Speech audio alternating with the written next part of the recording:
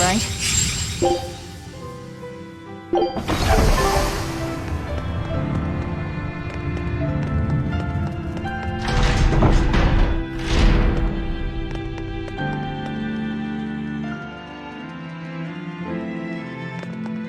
Hey, Rokuro, have you seen Eleanor?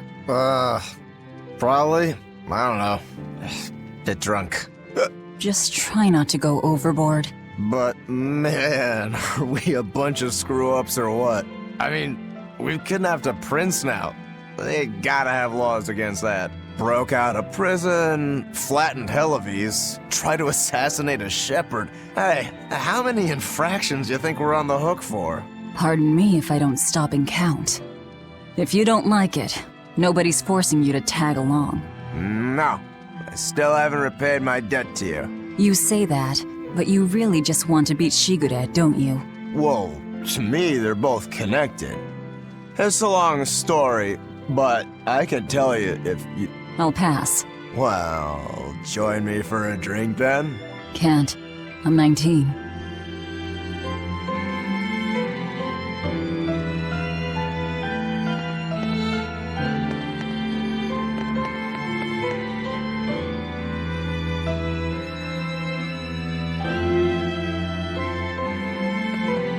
Huh. A most interesting interpretation. What do you make of this part here, then? Well, if you pronounce it Loney Kyle, then it'd mean midriff, which probably isn't right. Maybe Muse Mila? Well, that would make this passage read, Pornges are nummy. Okay. Yeah, that's not right either.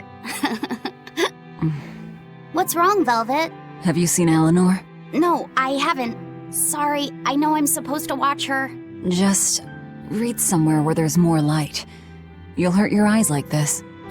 Okay.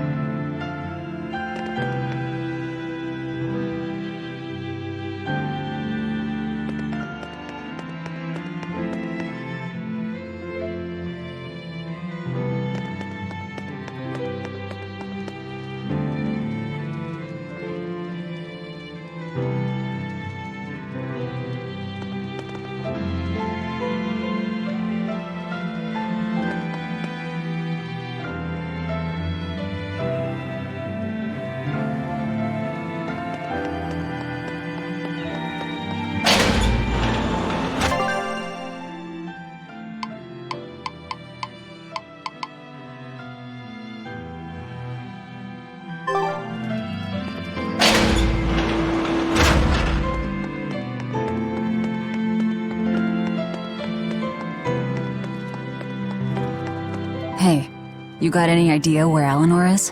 No, sorry. I was having a meeting with Benwick and the crew about our search for Eifried. Are you sure you're okay with putting that off? At this point, the Abbey doesn't have much reason to keep him alive. Wouldn't you rather look for him than Therians? I know time is a factor, but we still don't have any decent leads. I think we need to stir up the Abbey and see what shakes loose. And who better to do that than you? So this works for both of us then. Never fear. I'm still acting out of self-interest. Besides, Eifried won't die so easily. He's a strong man. It'd take a lot to bring him down. Yeah. I've never seen him flinch from a storm, no matter how choppy the seas. Where angels fear to tread, as they say. Probably some of that as well.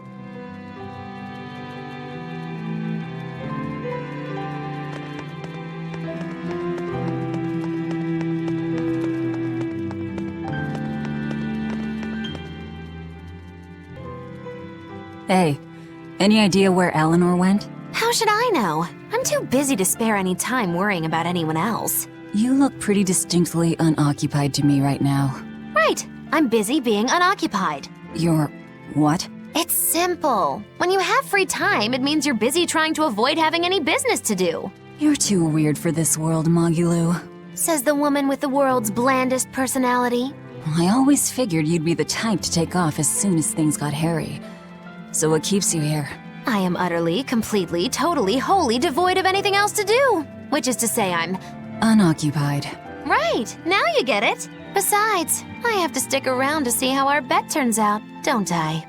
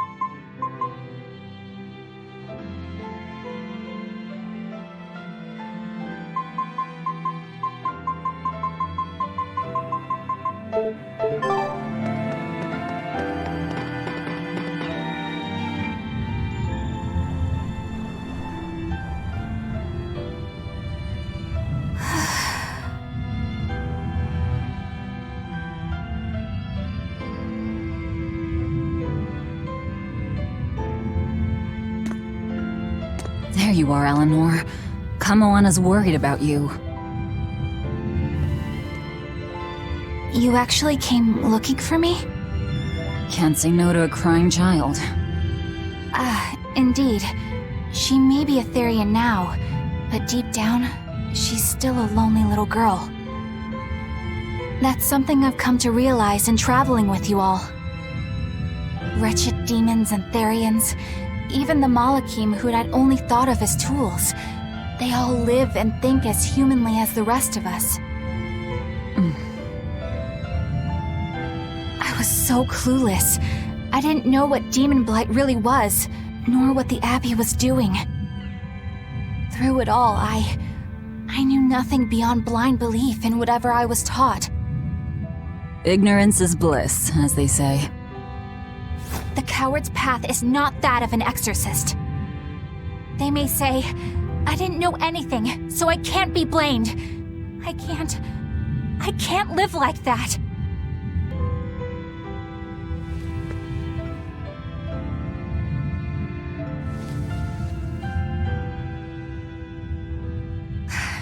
I think I'll stay here a little longer to cool my head off. Please tell Kamoana I'm alright. Don't stay out too long.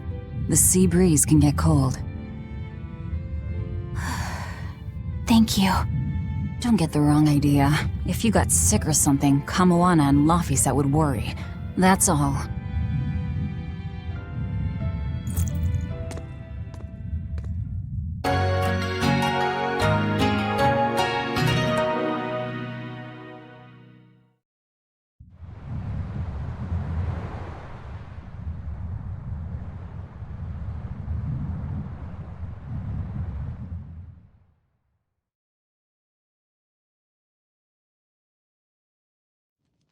I have something to say.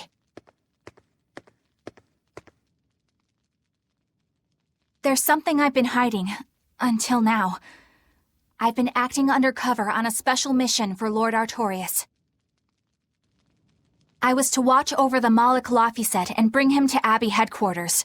So vital was the mission, I was to do whatever it took, even kill my fellow exorcists. You were gonna take me to them. I'm sorry for deceiving you, Laphicet. Originally, I was going to get you to lower your guard, then take you in. However, I no longer intend on following the Abbey's orders. You're turning your back on Artorias? No.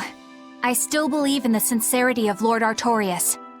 That the world he seeks is one that will benefit all humankind. But nevertheless, I simply cannot bring myself to condone the methods he has chosen to achieve that vision, so...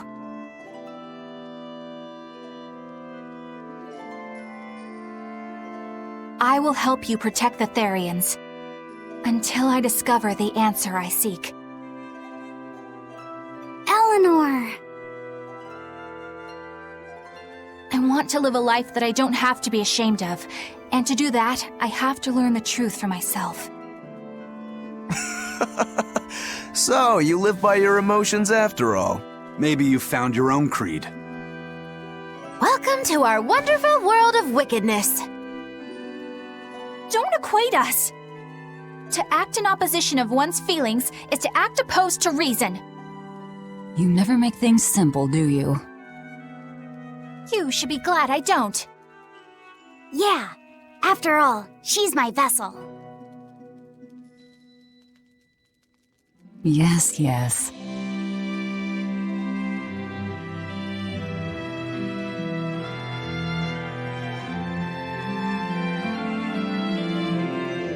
So, I think our next order of business is to find ourselves another Therian.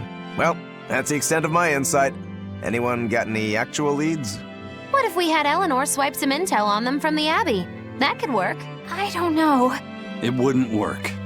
Officially, the Abbey still considers her a traitor, so who would leak anything to her? Yeah. Besides, we can't put Laphicet in danger like that. And anyway, Eleanor's terrible at being a spy. Ungracious, but accurate. You know that special underground cell from yesterday? I want to go back there. There's something I want to try out. All right, let's go.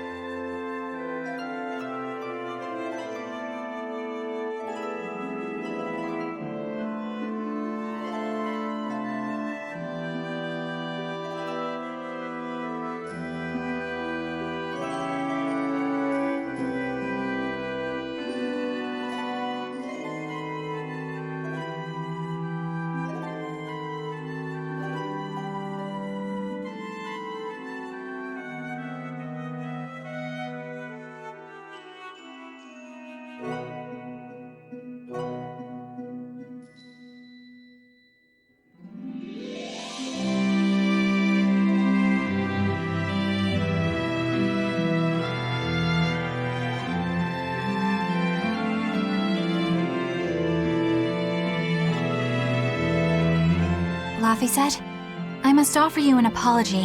What for? For spying. I was plotting to take you back to the Abbey. I am truly sorry. It was your mission, wasn't it? Somehow I think I always knew. You did? Call it a hunch. Besides, Velvet was really suspicious of you. Whenever you feel you're doing something wrong, you start to sweat a lot. It seemed odd. How long have you known? Ever since you became a vessel for me. I think Velvet knew too. That's quite a shock. I failed completely in my role as a spy. It's pathetic. Shameful, really. Well, I think it says something good about you. Huh? Someone who can't lie well seems like a better person than someone who has an easy time of it. Thank you, Laphicet. I think you're the better person here. I wouldn't go that far. What are you doing here, Bienfu? I was hoping you'd let me join in! We're in the middle of something important. Please leave us be for now. I'll be quiet. Just let me hang around, all right? Afraid not. Bien! Madame Eleanor is a mealy-head! She's a what? Laphicet, thank you. I hope we can stay friends. I hope so too, Eleanor. The exploration of the outer seas is going super well. Yeah, it's all thanks to you guys chipping in. Oh, we haven't done all that much. Well, don't rest on your laurels just yet. Worse things happen at sea, you know. The scouting ship could always get eaten by some giant tentacled horror from the deeps. Danger's a part of the job. Besides, Ifrid's pirates are all about venturing into the unknown. I wonder what's still hidden out there for us to find. Terror Island, for one thing. According to ancient legends, it's an island that moves across the outer seas like a ship. Really? I've never heard of an island like that. Nobody knows if it's real or not, which is exactly why we have to try and find it ourselves. Awesome! I can't wait to get to the bottom of this. Don't get too excited just yet, kiddo. It's good to have enthusiasm and all, but I bet this place is called Terror Island for a reason. I'm not too worried. Like Eisen said, challenging the unknown is what Ifrid's pirates do, no matter what the risk. Looks like you've caught the bug too. Ha, looks like it. Hey, Bienfu, I have a question for you. I know Magilu likes to call herself a witch and all that, but what is she really? The obvious guess would be that she's an exorcist, but I don't think I ever saw her name in the roster. That's not surprising. She is indeed a bona fide dark witch. I should know. I saw one night just how scary she could be. It's enough to keep you awake at night. It was near the crater of a volcano. Above the bubbling magma sat a huge cauldron. Inside the cauldron, a blood-red liquid stickily simmered, boiling in the hellfire heat. When droplets splattered onto Miss Magilu's cheeks, she just cackled and licked it off, and she kept the cauldron boiling for 3 days and 3 nights. What was she making?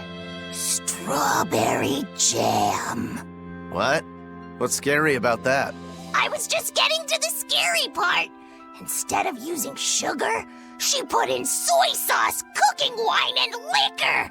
Soy sauce and strawberries? Is that normal? You wouldn't think so, but that contrasted sweetness, sourness, and saltiness actually makes it taste great. Not that someone like you would understand the appeal. You have to have a refined palate like mine to appreciate it. Wait, I've heard of that. You can boil things in soy sauce and wine to preserve them. When you do it with strawberries, it's called strawberry soup. That's right! Actually, strawberry soup has sea urchin and abalone, not strawberries. It's just called that because the sea urchin plumps up like berries. And it's not preserved either. Really? Well, I had no idea. Wow, I really liked it too. I wonder if the reason she's never made it for me again is because she realized the mix-up. Now that I think about it, that's not the only thing I like that she made one time. Like durian jellies and the candied sweet fish, too. I think I see what's going on here. What does the food she's made more than once taste like? It's just normal stuff, like what you guys always have. Only a truly scary witch could hide that much cooking talent behind such plain-tasting food with no one the wiser.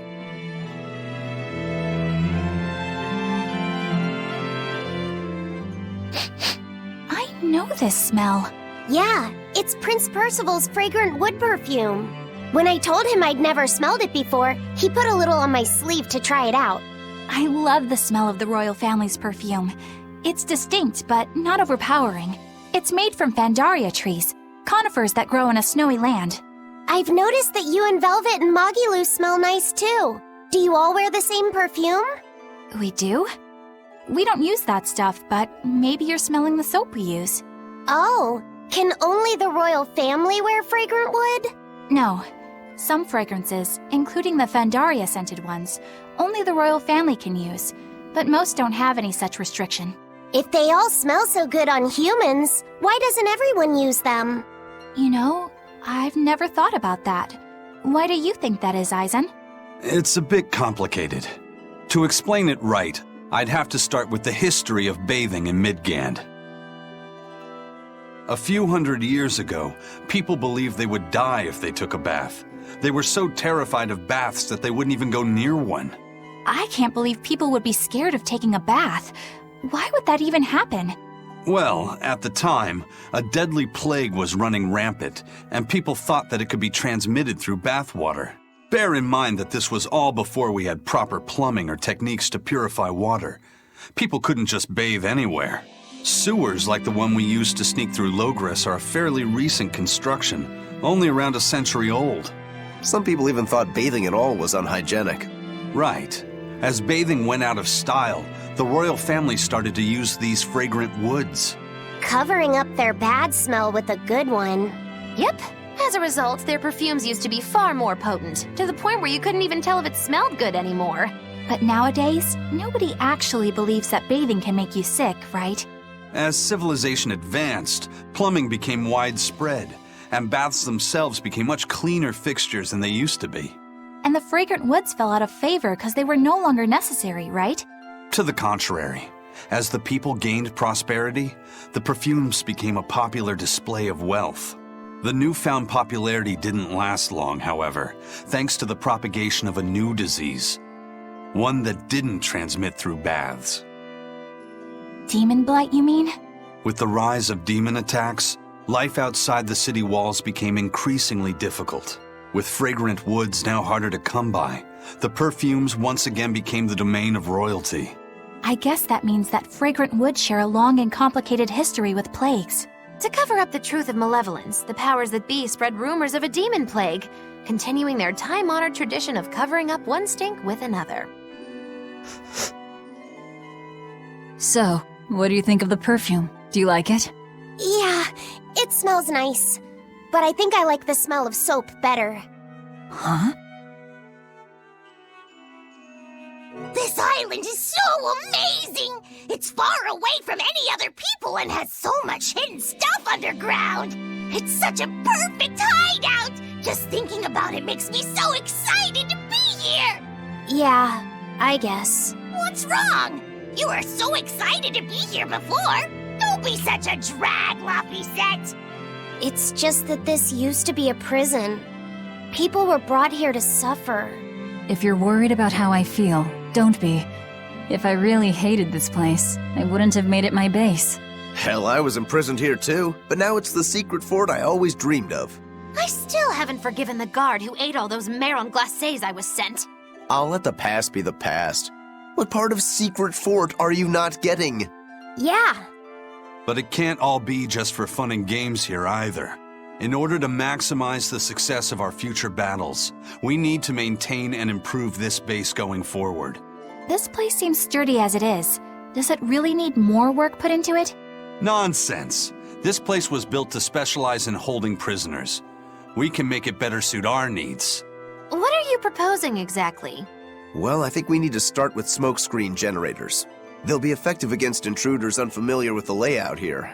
Of course, afterwards we'll have to clean up all the soot, but still. No thanks. I think we need something to put out fires. The fire at Helavi's was really scary. We have Malakim like you who could use water arts, though. If anything happens, you can just put it out. Oh yeah, I guess that's true. What we really need are some secret underground tunnels. If things get too hairy here, we'll need an underground escape route. We can put in hidden doors, and even some fake ones to trick the enemy, too. We have 2 separate docks. That's good enough. No enemy is going to attack without taking both docks into consideration. That's why we need to build underground tunnels before anything else. But we're on an island. You know, surrounded by water. Where would these tunnels even lead to? Isn't it obvious? We'll dig underneath the sea to another uninhabited island nearby. But there are no other islands nearby. If it means getting my tunnels, I'll build an island too. Are you listening to what you're saying? It sounds like he's daydreaming to me. And what's wrong with having some dreams? This is a great opportunity we have here. You guys just don't get it. It's okay. I get where you're coming from. But they'll never understand. You might as well save your breath.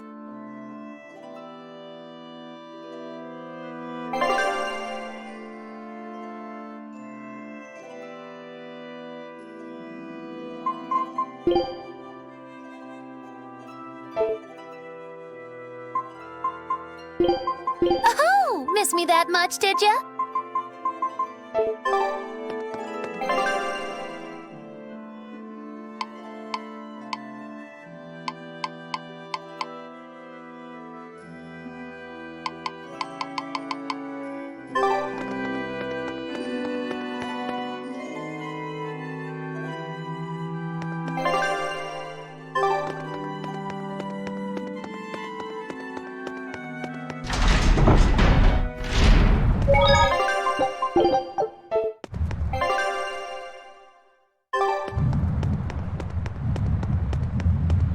I lost a bet to a young man, and he dared me to prove my courage by sailing out to a Class 4 island. Now, I can handle myself, but man, it ain't fun and games there. I nearly got killed by demons. You actually stepped foot on a Class 4 island? Not even.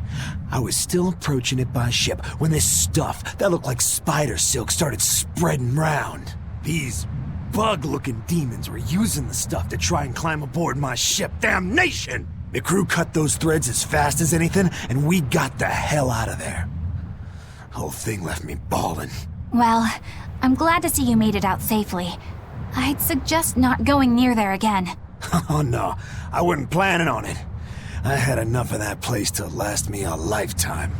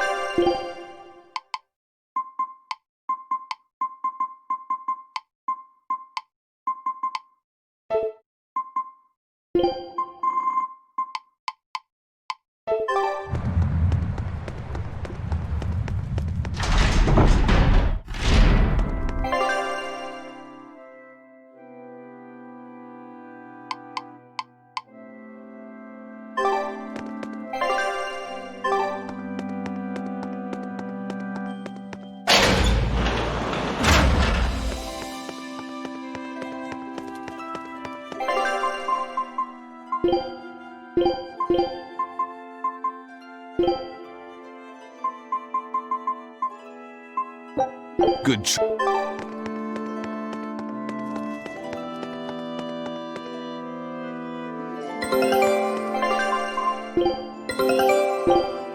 Scout.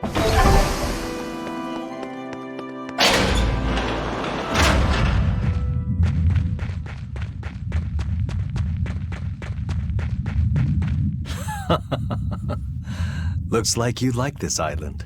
Fly free, noble hawk. Hunt to your heart's content, Groggy. Groggy?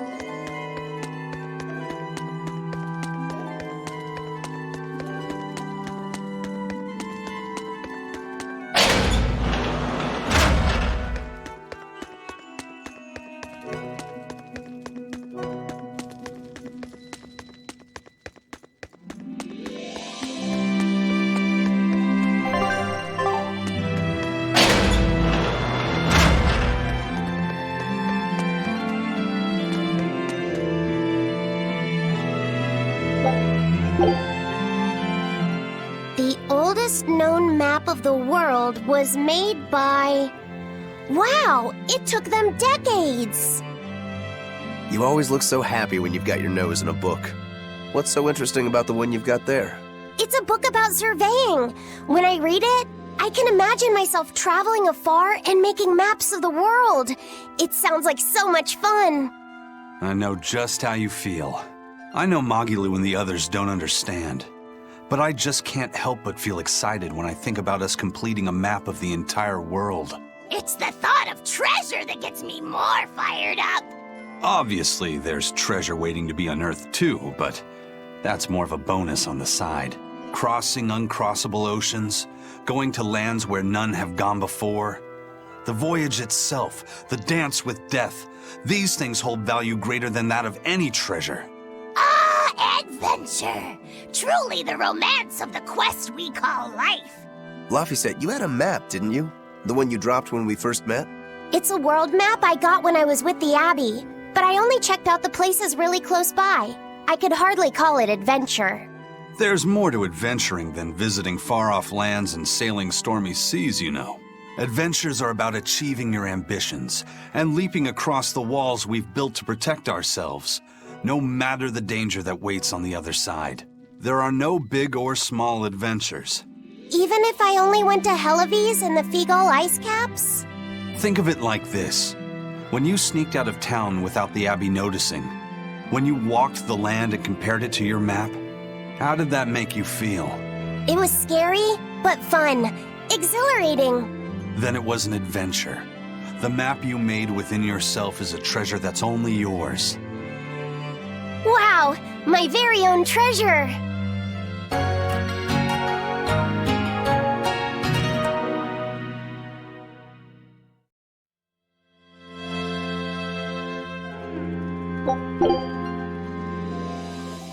Whoa, awesome! I swear, the second he has a spare moment, he buries himself in his books.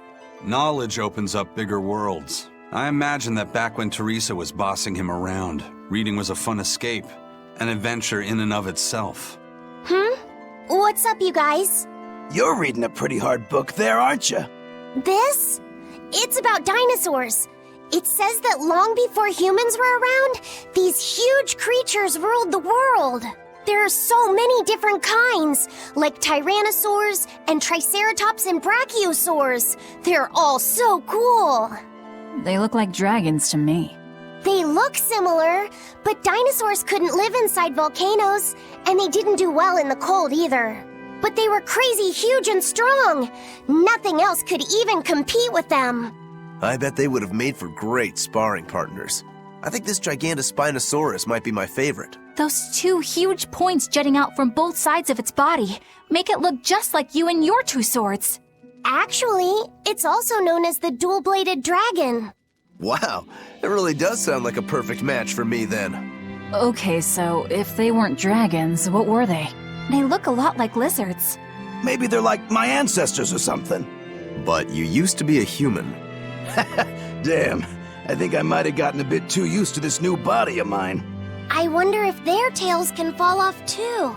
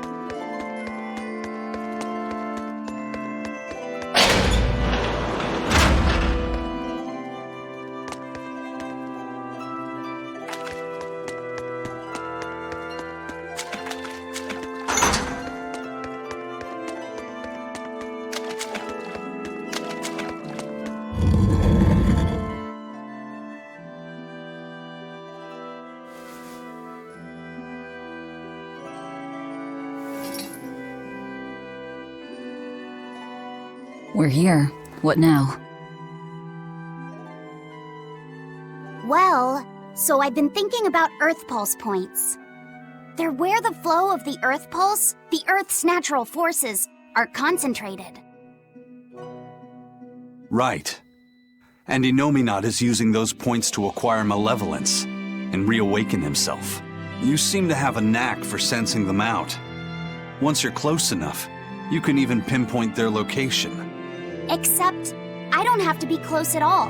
When we came here yesterday, I felt another place. A place just like this. Are you saying you can use this Earth Pulse point as a conduit to find the others? I think so. I don't know how far it works, and I can't say if Etherian will be on the other end. Still, it'll give us something real to go on. Please, give it a try. Okay.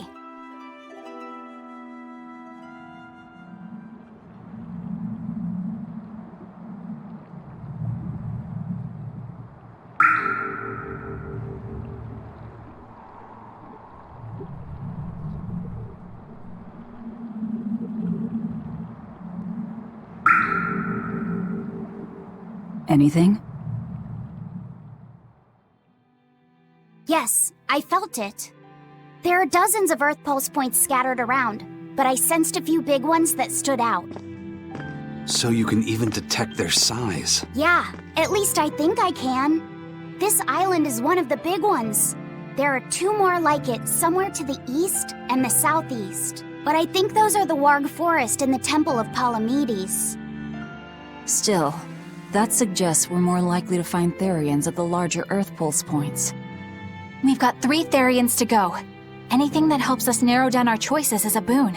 Yeah, you've done great work today, Laphicet. That's for sure. Thank goodness you're here. You're a marvel. One of the wonders of the world, kiddo. It's not that big of a deal, really.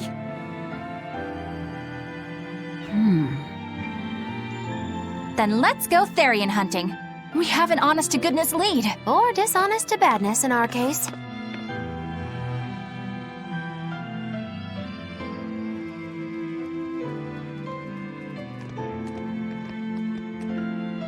Broke again. Still not good enough. You think it's your swords that are weak? You don't think maybe your body's just stupid tough? No. If it can't cut me, it's just not good enough. I need stronger materials to make a better sword. I'd love to try orichalcum, but getting that stuff is next to impossible. Orichalcum. That's the strongest metal in the world, right? A rare metal that's only been found in ancient ruins, and seldom at that. I've seen fragments of the metal myself, but I've never even heard of a piece large enough to forge into a weapon. I have. I heard a rumor that a block of orichalcum was discovered in an ancient ruin some 200 years ago. Unfortunately, the boat carrying it sank in a storm. From the depths of the earth to the depths of the sea. A sunken ship. Treasure at the bottom of the sea. That would stir any sailor's heart. If we knew where to find it, could it be salvaged? The ship's crew drowned, so nobody knows where she sank. Besides, it's a centuries-old rumor. Who's to say it's even true? Right. No sense in wishing for what can't be gotten. I'm sure there's other material you can use. Even Dial makes a good point sometimes. Hey, what do you mean, even Dial? Even Dial's getting angry! Saying it like that's just weird, Kamoana. Even Komoana's getting weird!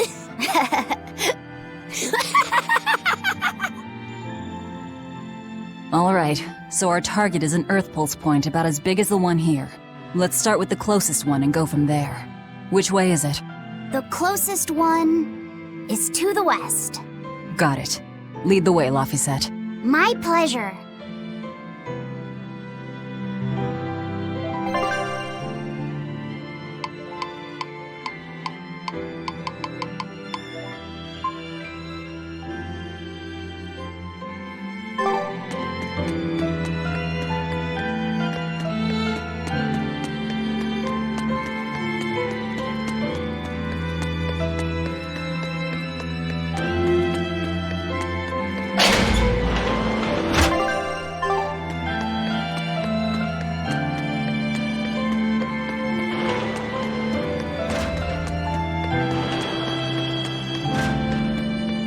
Hey, Kuragane, let me ask you something.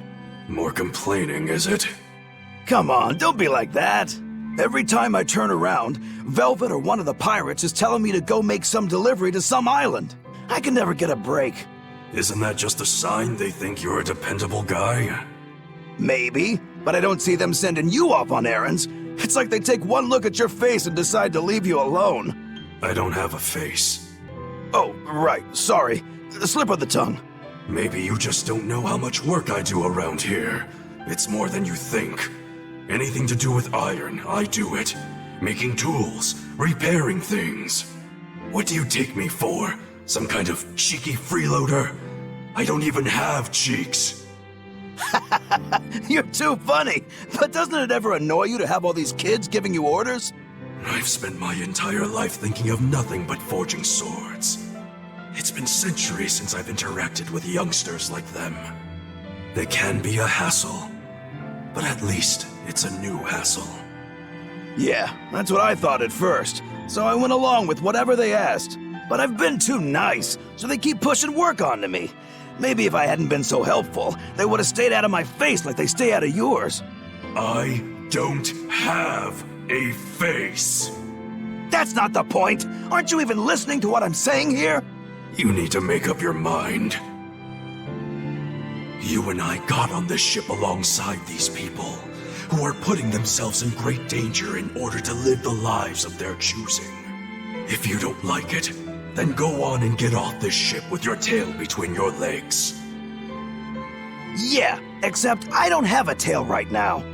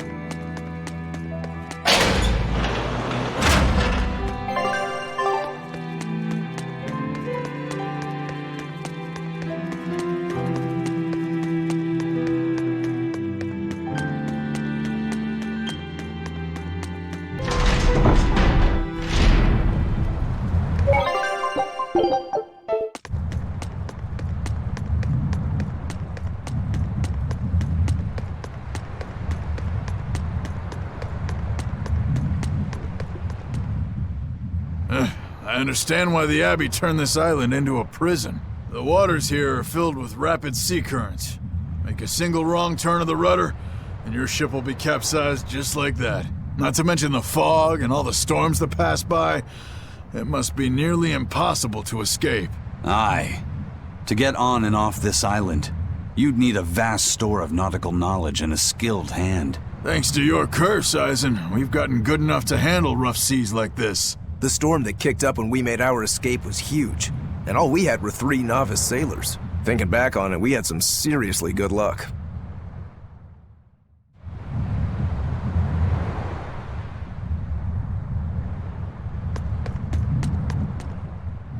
The first mate told me we're going to be looking for an Earth Pulse thingy, right? The ship's ready to leave whenever.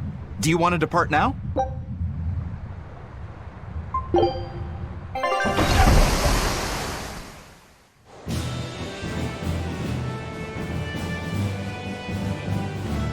It's here! This is the Earth Pulse point! Nothing but open water as far as the eye can see. Is your Earth Pulse point down below? Most of this world is covered by ocean, so of course there'd be a lot of Earth Pulse points in the deep sea. But surely even the Abbey would have a hard time containing a Therian underwater, right? Looks like this one's a bust then. Sorry, everyone. Hold on. We've seen a bug Therian. You don't think there could be fish as well? You may have a point. I think I have just a solution for this. You do? This! What? Don't give me that look! I'll have you know this is Fujibayashi's rod! This baby's 9 feet long, made from a single piece of the finest bamboo aged 5 years, with a slow 60-40 action that almost feels alive when it bends. Its exquisitely wrapped handle feels like an extension of your own arm. And just look at that elegant black lacquer finish. It's as perfect a fishing rod as there can be. I'm sure it's a lovely fishing pole, but fishing? Are you sure? This is a Therian we're talking about. All the more reason. Remember who you travel with. Okay?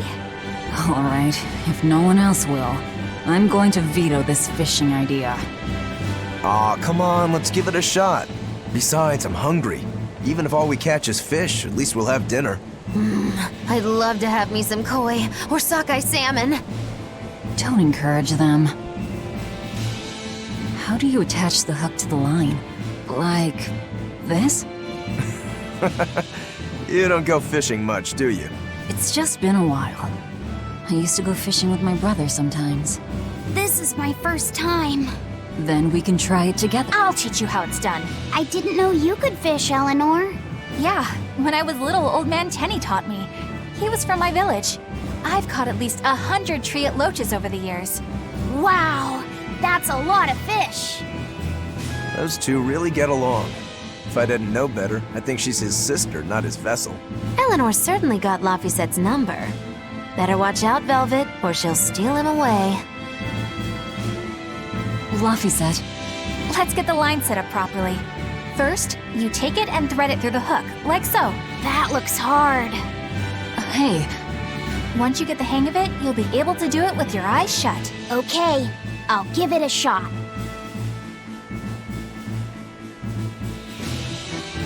Laffy! Huh? You mean me? Oh, I was just... Be careful there. Wouldn't want you falling into the water or anything. I'm not a little kid, you know. It's just that Laffy fell in once. A long time ago. Laffy? You mean your younger brother? That's right. You reminded me of him is all. If you...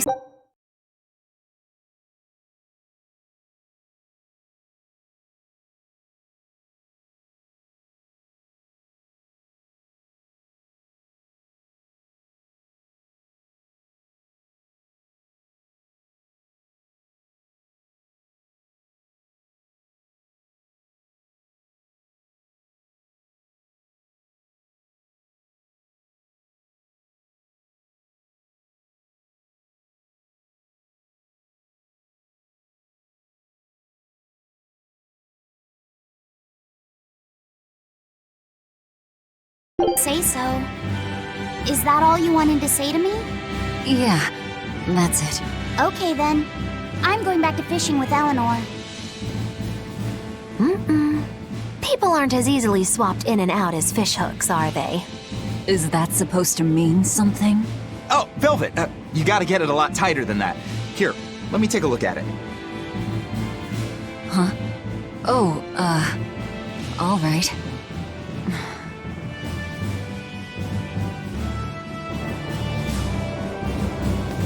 Can I have my rod back now? Hey, don't rush me here. If I don't get this squared away now, it'll just cause you trouble later. I appreciate the effort and all, but do you seriously think we'll actually catch a Therian here? Beats me, but the first mate hasn't met a fish he can't catch. Huh. Eisen's really that accomplished of a fisherman?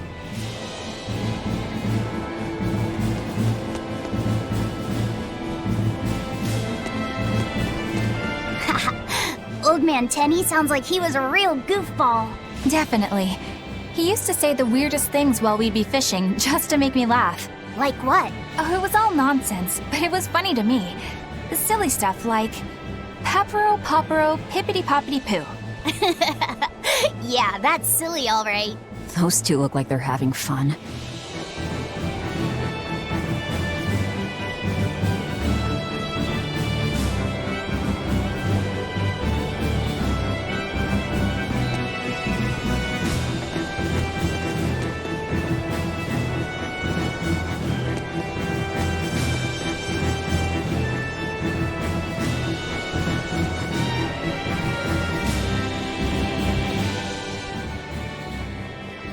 If you truly admired the fishies, you'd never dream of doing this to them. No matter how tasty the bait, it's a poor trade for a barbed hook in the lip and a cruel death in the unforgiving air. I don't admire fish. Fish exist to be caught and eaten, as far as I'm concerned. Can't argue there. Raw, boiled, or grilled with a little salt. You can't go wrong. And if they're nothing but food to you, even their wretched squirms of agony can hold a kind of beauty.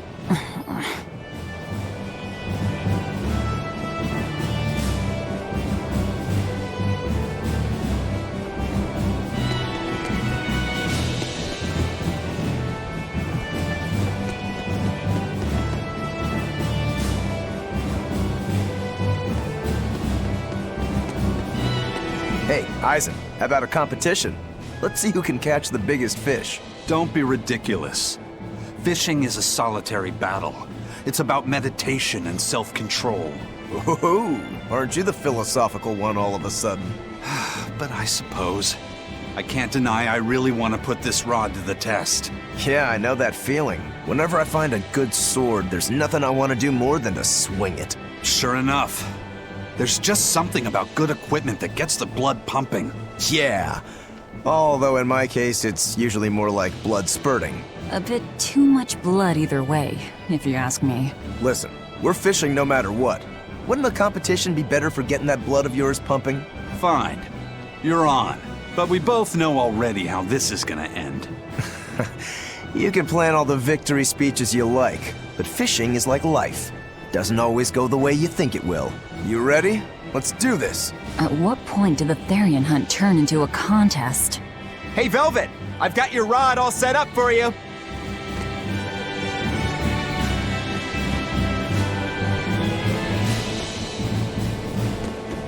This thing could even catch a whale if you wanted to. The rest is up to you. Now get out there and fish up a big one. A Therian, you mean? Might as well give it a shot. It's not like anyone else remembers what we're here for. Oh, something's pulling the line. Stay calm. Fishing isn't about strength, it's about timing. Oh, okay. Got it. Here it comes. You ready? Damn right I am. I'll fillet it before it can even land. If it's a Therian, don't you dare kill it. Now! Heave!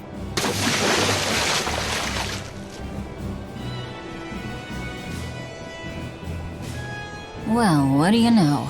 Neither a fish nor a Therian. Well, shoot. Can't eat that. Oh. It looks like it fit you though, Laphicet. Why don't you try it on? I concur. Maybe it'll bring out his unique personality.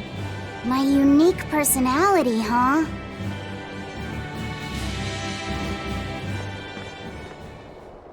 See? What did I tell you? It looks great on you, Laphicet.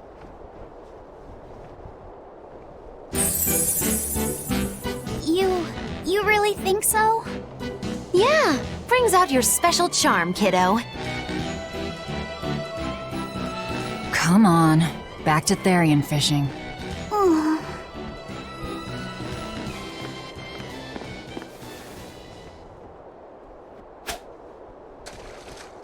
Hey, you don't need to take it so seriously.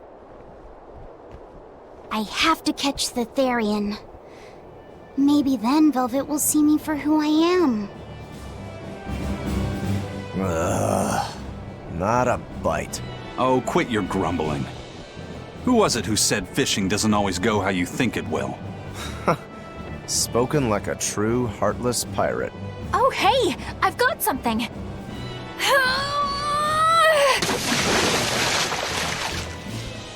Whoa, looks like I'm next.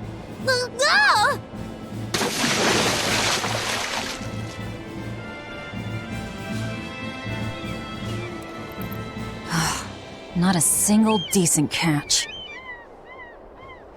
I think it's decent.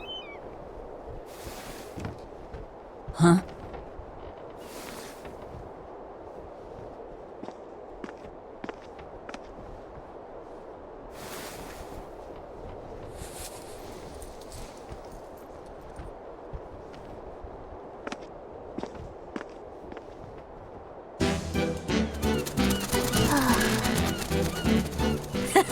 You found a look all your own.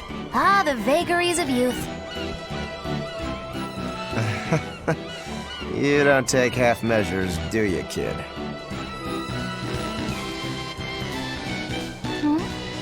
What's wrong, Laphicet? You look ridiculous. Take that off. Stop it! What do you know about me anyway? I know that looks silly on you. All you know is you're Laffy.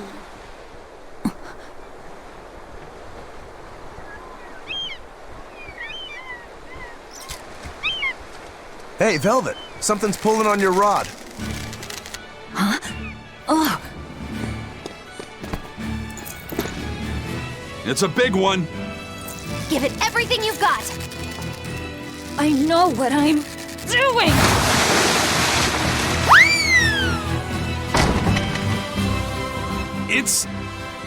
It's a big one, all right, but A pot.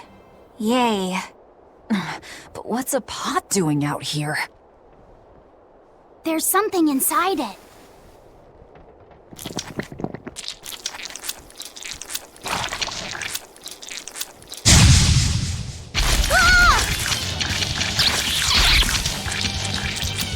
An octopod?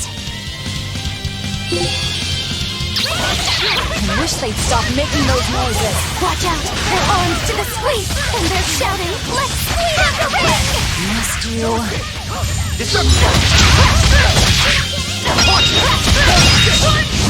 Not even worth my time.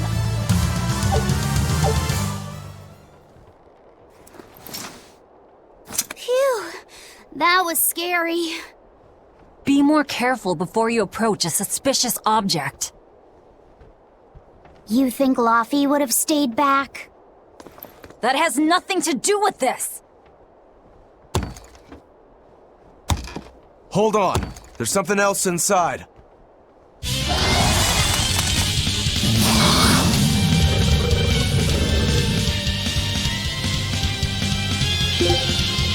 Now we gotta fight the shambling dead? A spirit release! You wronged me! Here's your justice! Fight in order! Get it!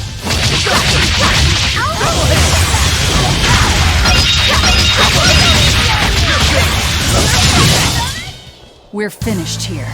Let's go. An octopus army? A horde of undead? What the hell is this pot? Magnificent. To think I'd get to see one with my own eyes. Huh? Is there something special about this creepy old pot? Creepy, you say?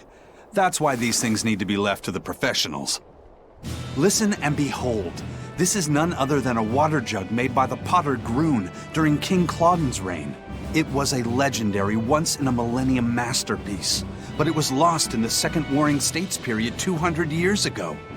Assertive yet not ostentatious, the piece draws you in with its stately curves and the subtle shimmer of its colors, which belie a hidden savagery.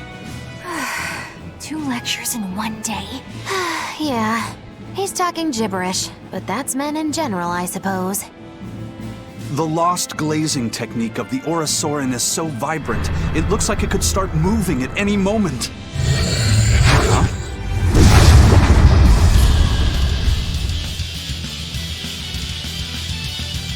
Oh, and start moving it did. Look out! The pot's a demon! Whatever you guys do, make sure you don't smash it! So, can I slash it? That's even worse! Stop arguing and fight already! You're the best! Killing blast! But I'm this close, I won't miss! Form zero! Thunder! No escape! No escape! No escape! Crimson Service!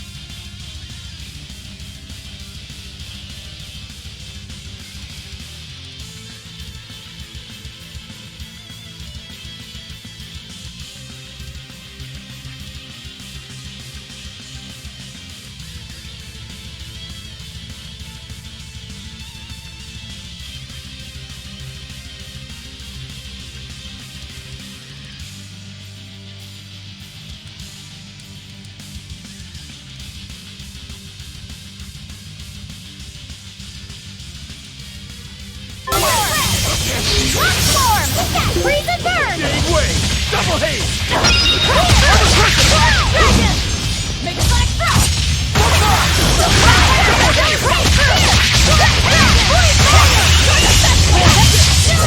Hurricane! Double haze! Dark and light!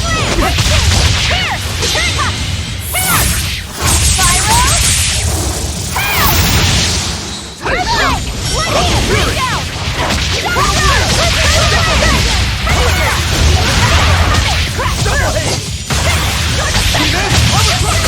No mercy! Wounds I won't heal!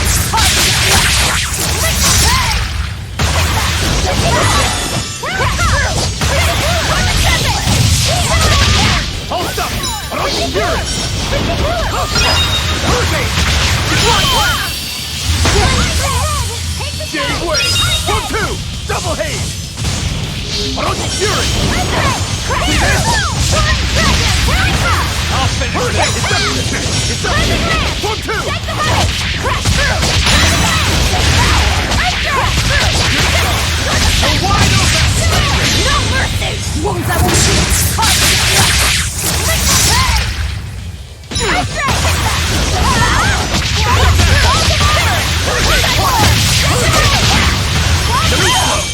Hurricane! Rushing Fury! Hurricane! Big Star! Take the skies! Hurricane! Deception! 1-2! Armor Crusher! Rushing Fury! Crash through! Earthquake! Cleansing land! Form 6! Crash through! Armor Crusher! Hurricane! Watch me! Form 1-2!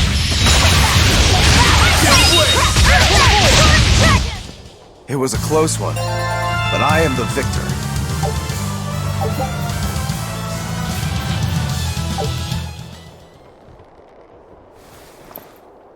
It's finally decided to behave itself. Wait, Velvet! Don't eat it! It's a pot. I'm not gonna eat it.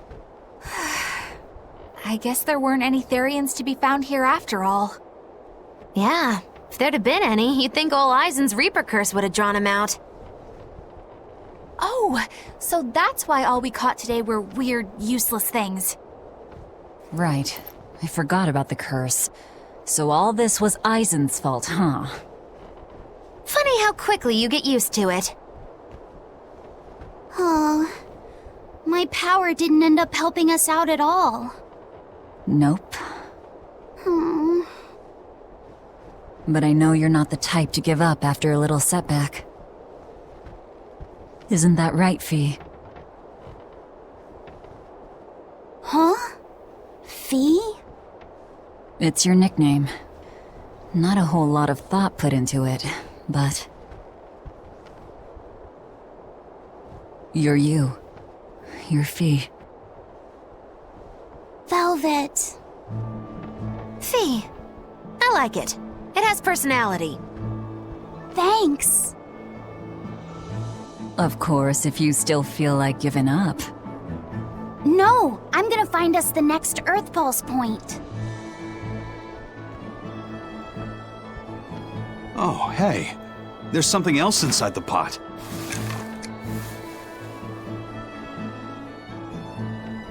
This golden luster, it's orichalcum!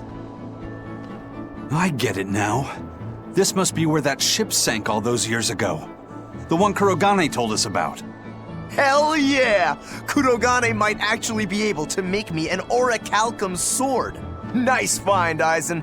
You too, Laphicet. It wasn't easy, but we didn't come away empty-handed. And just getting a chance to fish again was lots of fun. Yeah, I had a really good time too. Even I was entertained. Especially your little costume show, kiddo.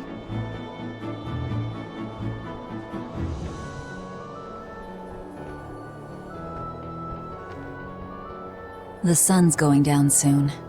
Let's head back to Titania.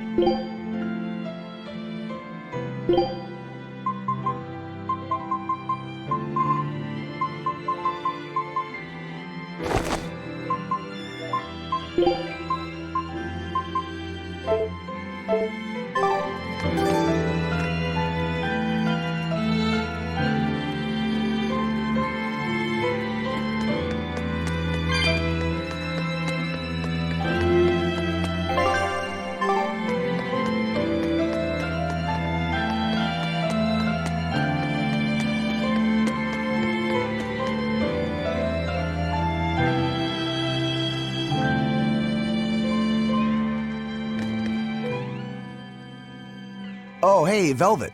You don't mind if I give Kurogane that orichalcum you fished up, do you? Doesn't matter to me. But do you really think you can make a weapon with that? I don't know. What does the expert think? Conventionally, no, it's impossible. But when has convention ever stopped a demon? I won't argue that. We're dealing with the hardest metal in existence. But I'm ready to cast aside all doubt, to focus everything on forging my greatest creation. If anybody can do it, it's you. Good luck, Kurogane. Yeah, best of luck. If you can make Rokuro stronger, you'll be helping me out too.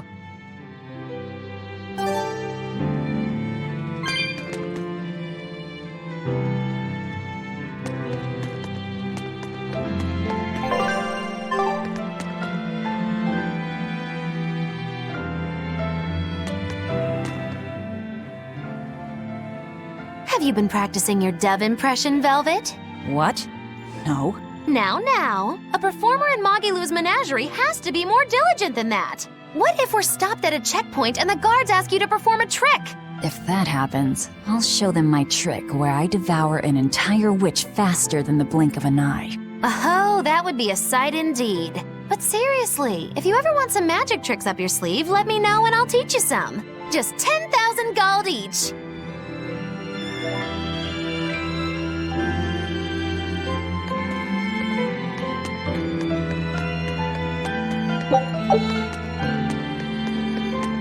Laviset! I spy! I can't, Kamawana. I've got stuff to... I spy with my little eye. Something that starts with V. Okay, I'll try. Is it... Velvet? No fair! How'd you do it so fast? Wait, Kamawana, I'm sorry. You don't have to cry. Poor Fee.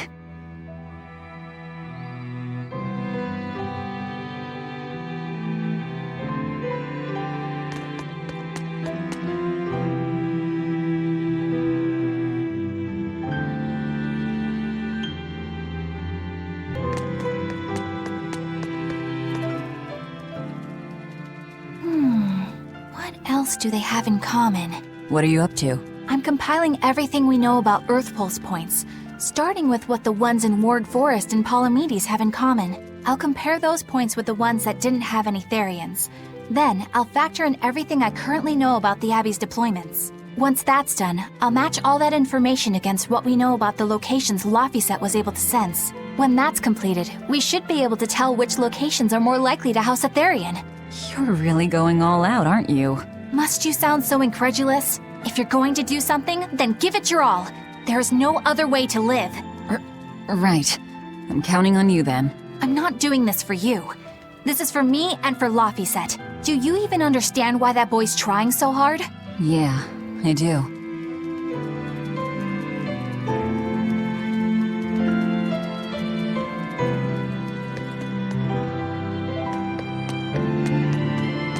Hey, what do you say we track down another Therian?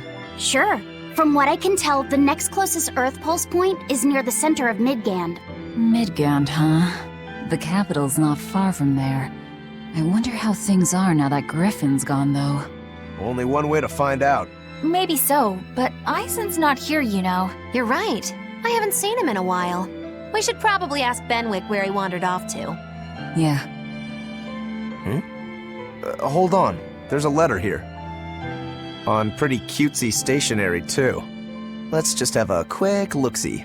As the cold turns bitter and the snow piles up on the mountains, I cannot help but think of you and hope you are in good cheer. As for myself, I am the same as ever, although I recently acquired a rare item that I shall be sending your... It's rude to read other people's letters, you know. Yeah, but how else are we supposed to find out whose it is? Does it say who the sender is? Uzfamewu Wexov. Who the hell is that? Probably someone on this island, if I had to guess. Hey! Anybody lose a letter? Do any of these folks look like the type to write a fancy letter? Point taken. It could be one of the pirates. Why don't we go to the docks and ask around? Fine, just don't forget our mission.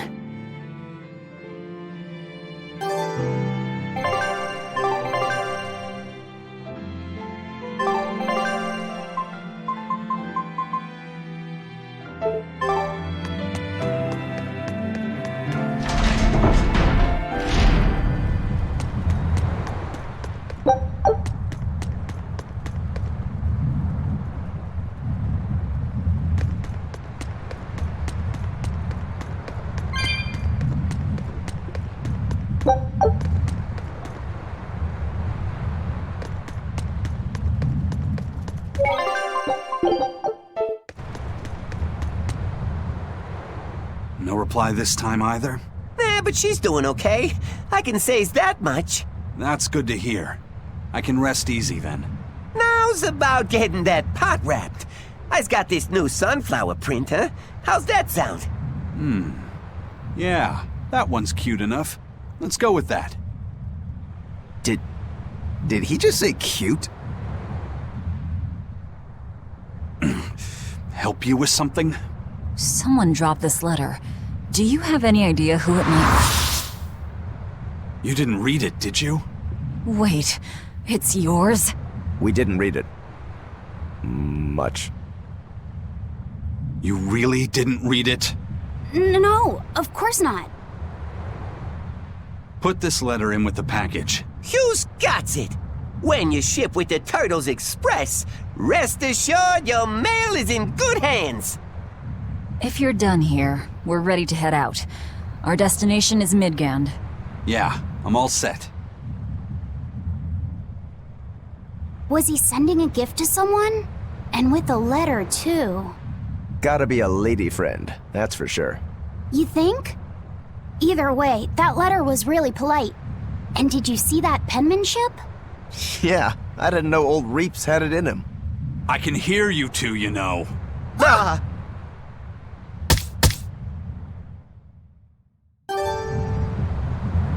I noticed you've come up with your little name for the kid. You sure are the sentimental type, aren't you? Oh? Calling him Fee doesn't cost me anything, and it's not like I gave it much thought. That may be the case, but no one else has taken even that token effort. And in doing so, I wonder if maybe you were trying to encourage him to be his own being. After all, one requires a name before he can consider his own identity. Having been given a name, he realizes he is his own entity, separate from others, and a certain formless essence comes to life inside him. And you're the one who set that process in motion for the kid. Whether you intended to or not, you changed him from a puppet into a living being. So what's your point?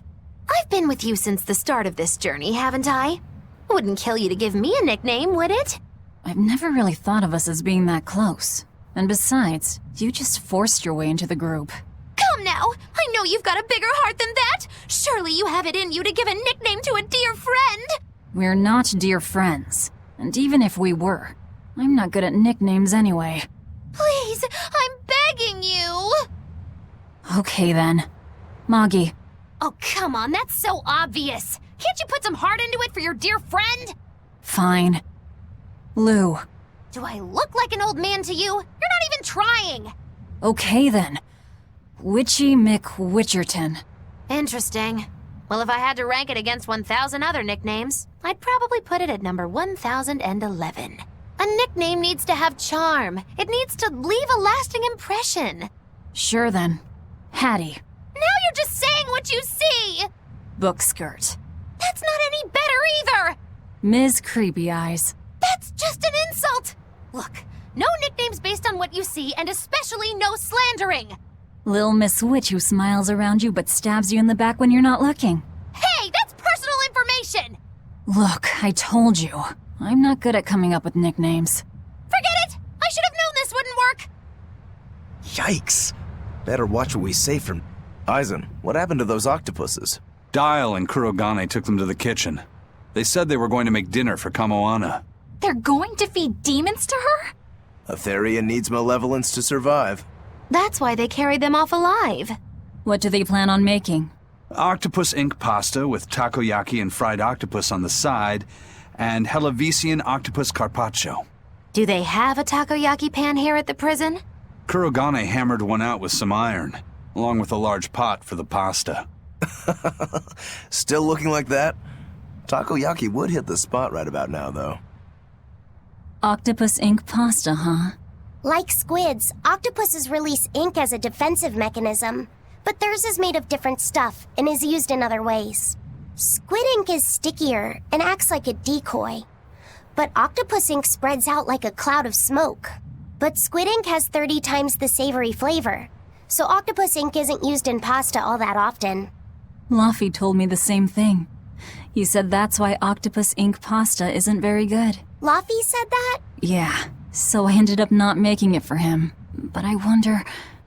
I guess it doesn't matter, since I can't taste it now. I'll taste it for you then. So make me some octopus ink pasta sometime, alright? Alright, and I'll be sure to make some that doesn't come from demons. Hey, who did Aizen send that letter and cooking pot to anyway? I don't want to think about it. That walloping still stings. You've got to be curious though, right? Maybe. It was serious stuff. Whoever it is must be important to him. A lover, maybe? Aizen's lover. A child wouldn't be happy with that cooking pot, and a man wouldn't want it wrapped up so pretty. A young woman with Aizen's tastes, then. He'd be bound to fall for a miraculous match like that, right? I don't know. I bet she's that girl with the yellow umbrella. You really have a thing for her, don't you? I do not. That's not what I mean. Then pray tell, what do you mean? Huh? Eavesdropping, Eleanor? How unseemingly rude of you. Besides, Luffy said is free to like whomever he chooses. You're one to talk about eavesdropping, Moggy Lou. Anyway, it's just that the sunflower design on the wrapping reminded me of her. Now that you mention it, but does it really matter? He has someone to write to in any case. True. I can't help but feel a bit envious. What a nice way of summing it up, Velvet. So you were eavesdropping too, then?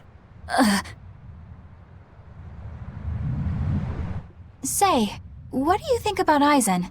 Oh, so that's the kind of guy you're into, hmm? Huh. Not what I'd expect, but... No! I just feel there's something different about him. The way he picks presents, the objects that catch his eye. Oh, is that all?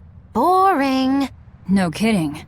All men have some kind of particular interest, big or small. I suppose that's true, but he seems a bit, shall we say, overly obsessive? Now that you mention it, he does have a tendency to ramble on about various topics. And it's not just the items he collects. There's more to it? Every weekend he eats curry for dinner, and every time we go into port, he docks at the 3rd bollard. Come to think of it, I heard the galley crew complaining that he always needs his pasta cooked exactly the right way. And when he needs a new outfit, he always goes to the same tailor and returns with identical clothes and boots. It all has to be exactly the same size and in exactly the same color. Turtle says he's very nitpicky. Sounds like he's not so much picky as he is a pain in the ass. But I do see a different side of him now. I thought pirates were all rough and filthy, but it seems they can be quite meticulous. Not much of a reassessment.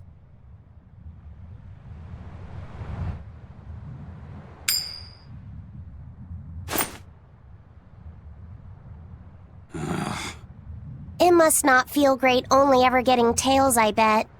Nah, I don't really mind that much. It's way too late for me to start letting that bother me. Yeah, but wouldn't it be nice to get heads at least once? Hell, I know I'd like to see that, and I bet Laphicet here does too. Yeah, I do. Right? That's why I've brought something a little special. Ta-da! What's so special about that coin? It looks identical to the one Aizen already has. The front side does, yes. But both sides of the coin are actually heads. I had Kurogane make it for me custom. If both sides are heads, then not even the Reaper's curse can stop it. Well, yeah, but that's cheating. What's the point in getting heads if it's rigged that way? It's not cheating. It's called effort and hard work. How? If you always work hard and never give up, you'll make your own way forward. All right, I'm in. I'll get that heads for you.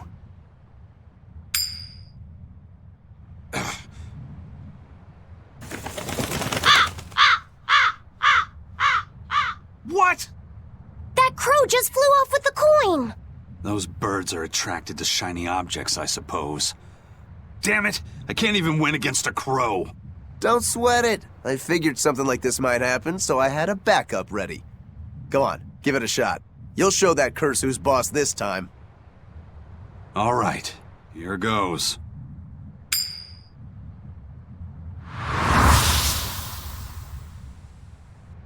I don't believe it! Now Prince Percival's griffin's gone and eaten the other coin right out of the air! Are you kidding me? Not to worry. I've got a spare backup. It's time to put that curse on notice.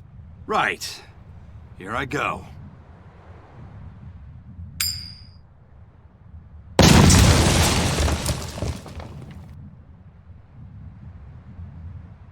You gotta be kidding me. Reaper's curse or not, does it really have to go this far over a damn coin? It's fine, really. I had a feeling it'd turn out like this. Well, I sure didn't. Yeah, me neither.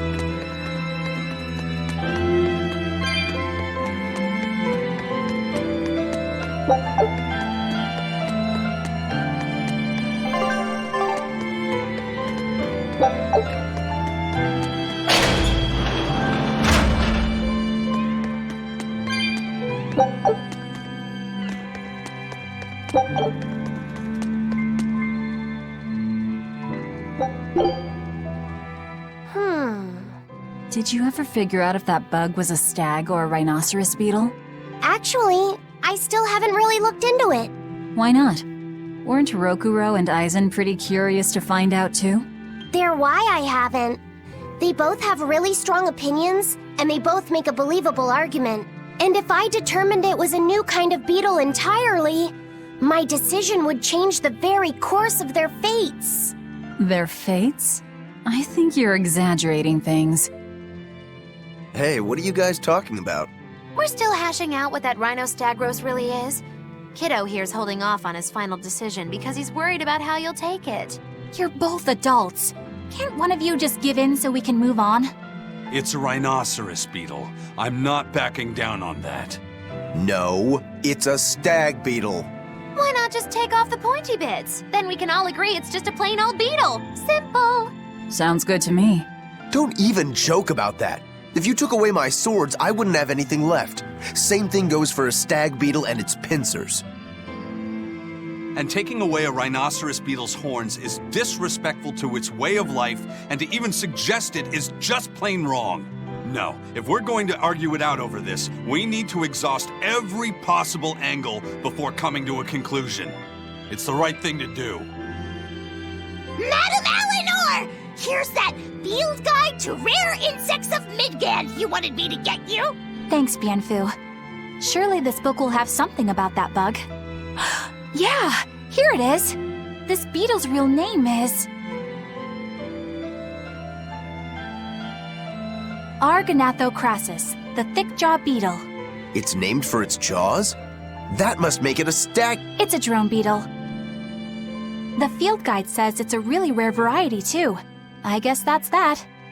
No, you're wrong. It's a brand new species.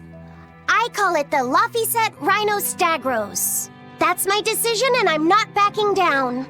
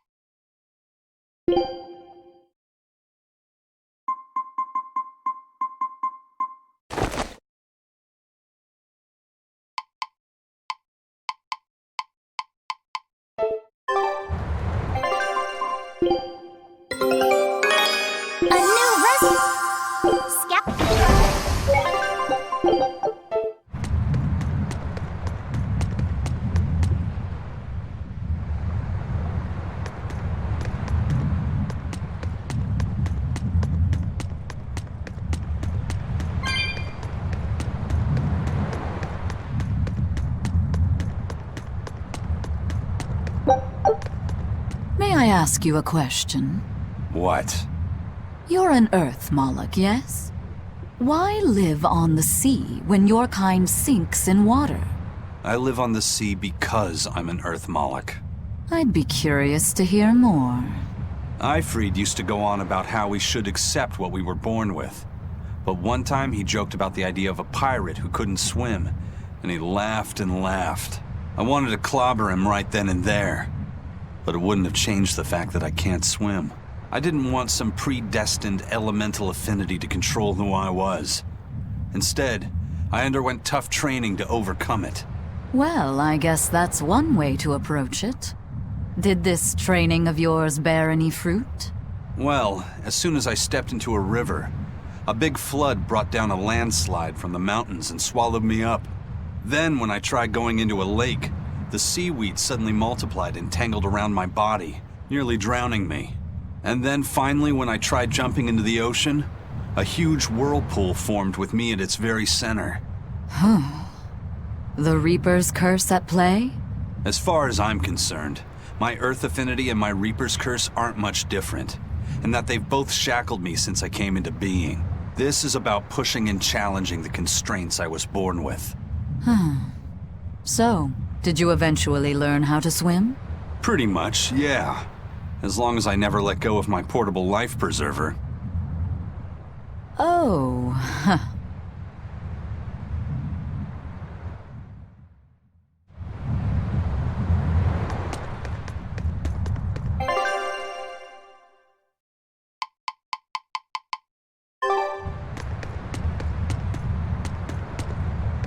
Hey, Eisen, is there, anything we can do about the Prince's hawk?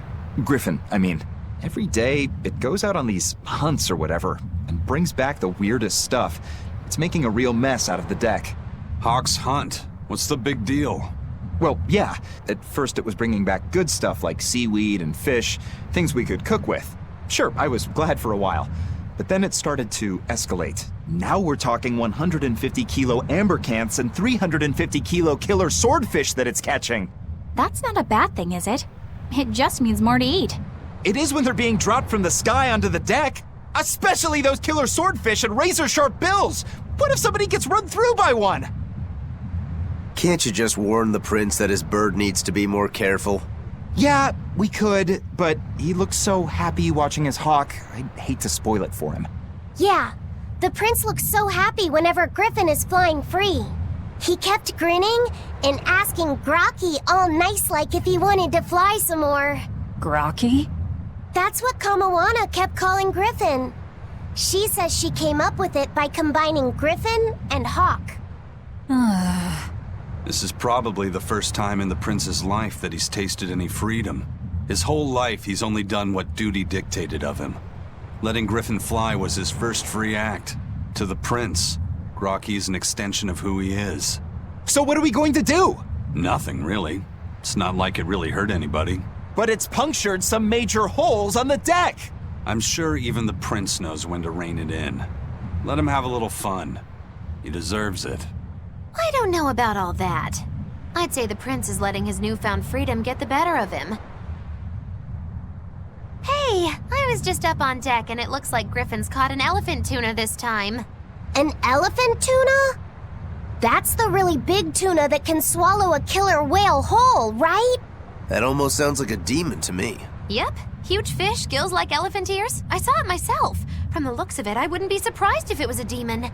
It's crazy valuable. On a good day, it can fetch 20 million gold on the market. But there's something ominous about seeing it hovering in the air above the ship. 20 million gold? I take back everything I said. The prince and Griffin can do whatever they want.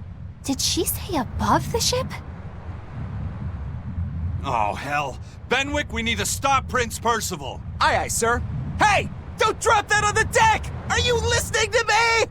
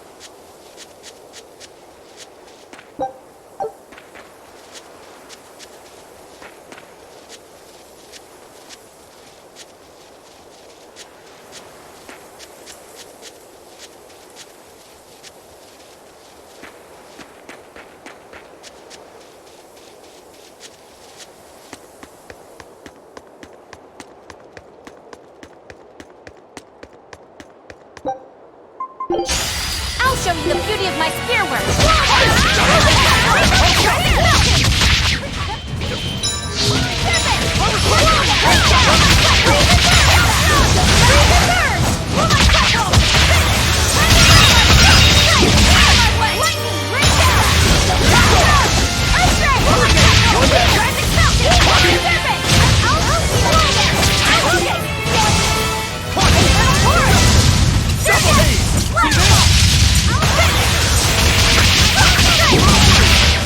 Here!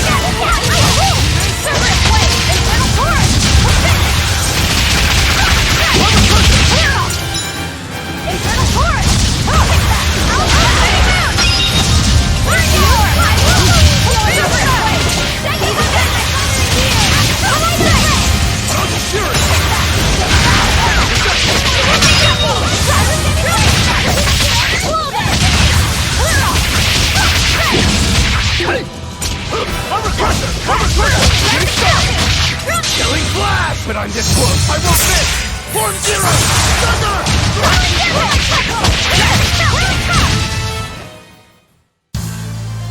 Are you hurt?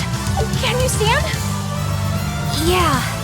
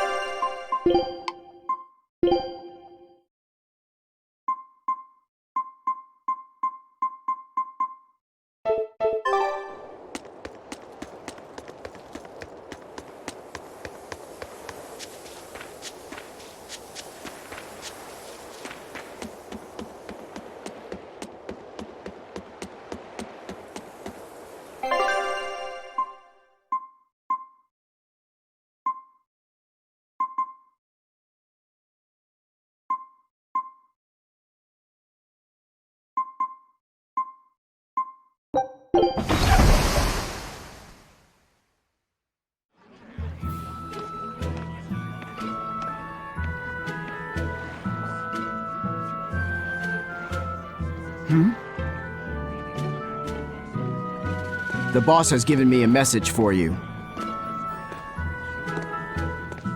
Says there's some sort of nasty demon running around in the Aldina Plains, to the east of Logris.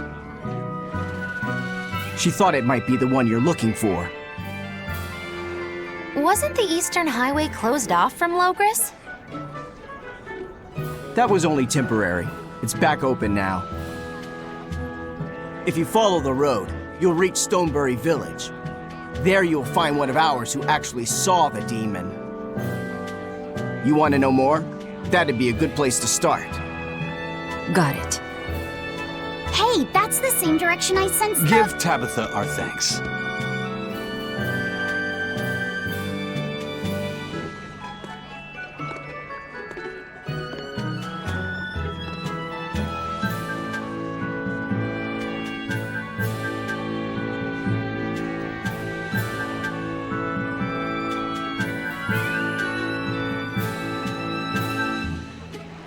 It's looking more and more like we're on the right track. We ought to go check out that Bloodwing story.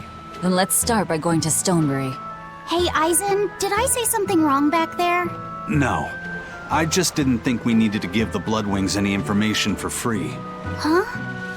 He means the Earth Pulse points, kid. We're the only ones who know about them. But aren't we on the same side as the Bloodwings? We're not enemies with them. But I wouldn't go so far as to call them our friends either. That's just how it goes in the underworld. Things can change at the drop of a hat. A poison hat. But how are they supposed to trust us if we don't show them trust in kind? That messenger knew our faces, even though we'd never met. He was here waiting for us, even though we hadn't told anyone where we were going. You're right! We hardly know the first thing about them, and yet they seem to know every move we make.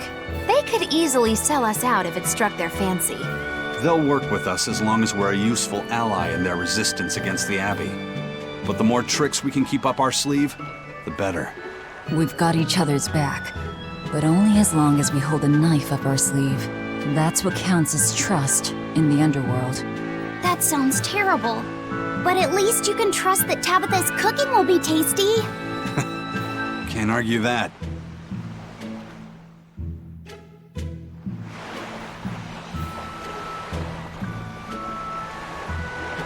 This is everyone's first time to Stonebury, right? Why was it blocked off? Demons?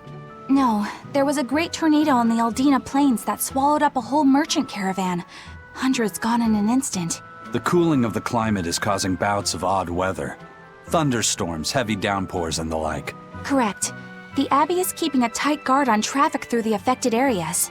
If it's open now, that must mean the tornado is gone. I wonder what sort of place it is. It's quite lovely. In the vast forest to the east, you can find gemstones, and it's teeming with rare plants and insects.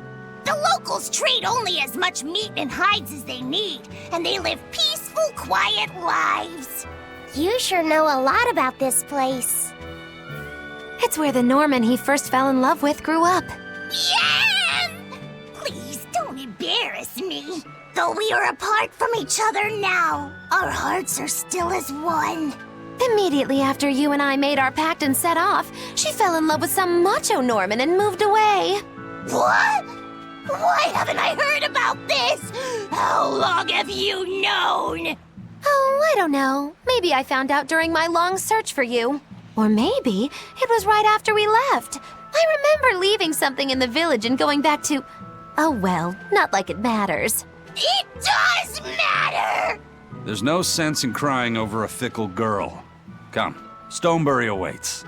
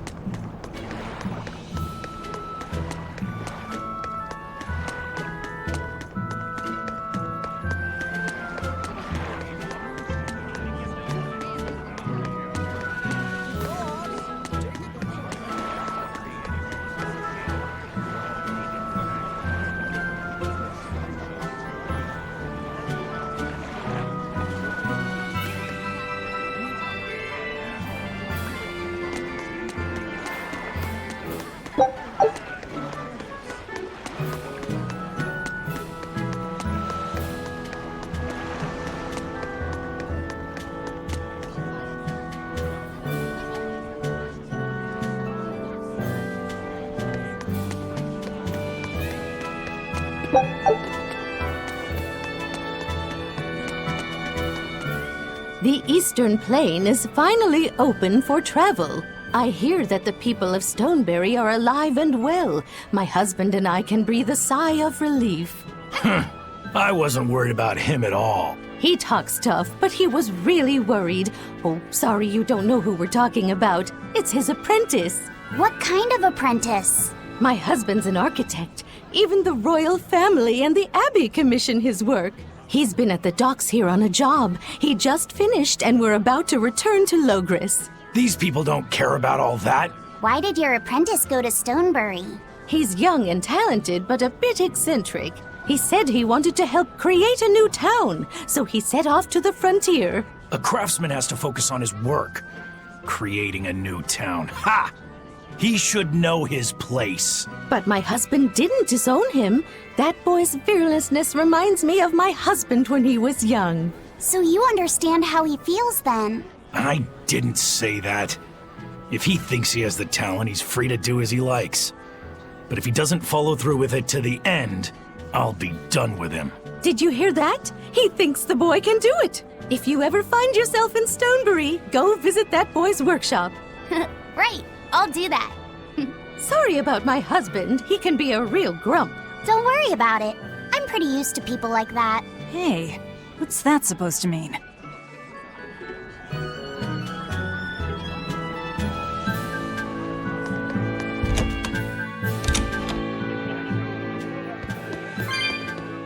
I'm so happy things have been peaceful around the capital. I can come to the harbor to shop without fear. I heard that those demons that made a mess of the palace have been wrecking towns all over, though. But Shepherd Artorius and the fine folks at the Abbey are on the job. I bet those demons are quaking in their britches. Let's hope that's the case. Of course it is. Lord Artorius is incredible. The demons have been mostly cleared from the area around the capital. Your love for the Abbey and the Shepherd are great and all, but I'd keep it down. If you keep poking around the bushes, you might get yourself a snake. A snake? There's a rage-crazed girl out there who hates the Abbey. She's a real viper, that one. She sounds awful. That's what I hear. Who are you calling a viper?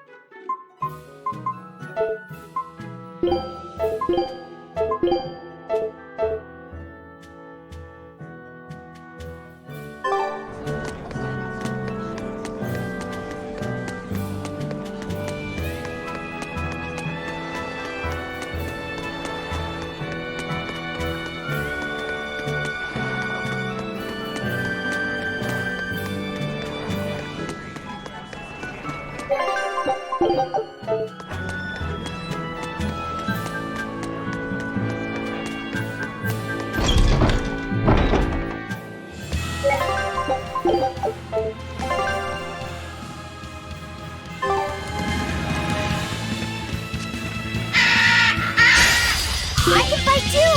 And have a force! Here! Turn down! Watch!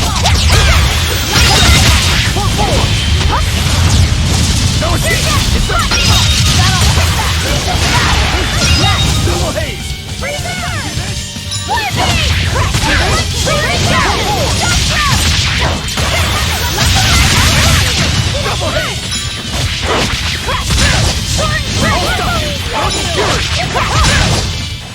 Come on, really?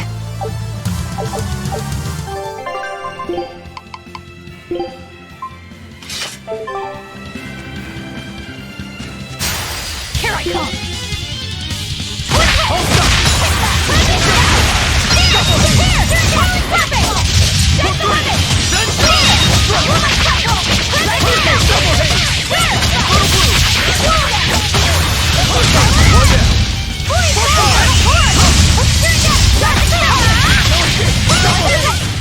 Did you see that? I beat it!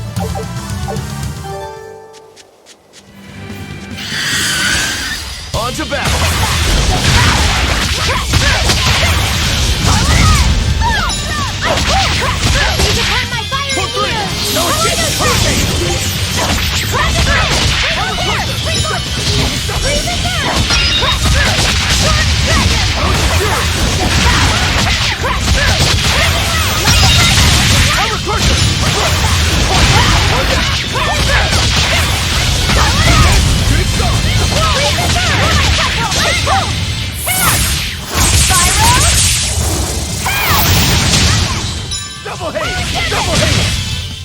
Sorry to cut you down.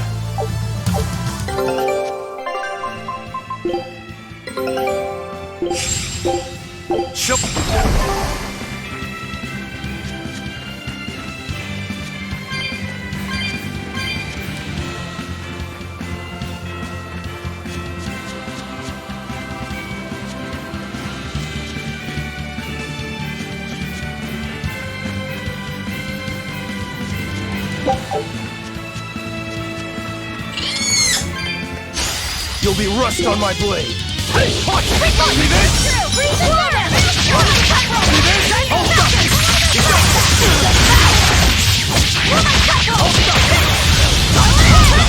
Killing flash! When I'm this close, I won't miss!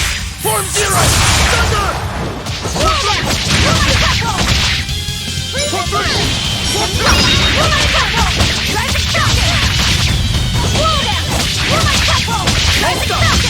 Double haze! Double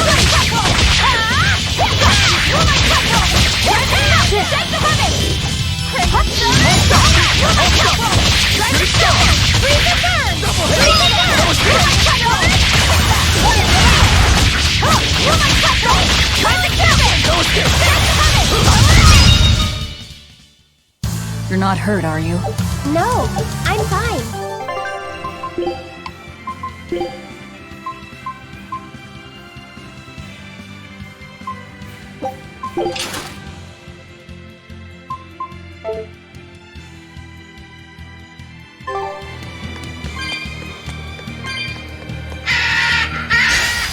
On to battle! Internal force! Freeze the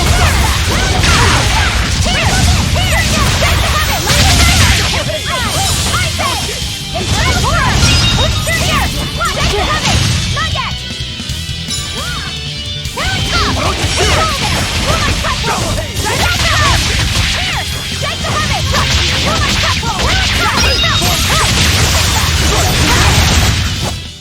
Hey, is everyone all right?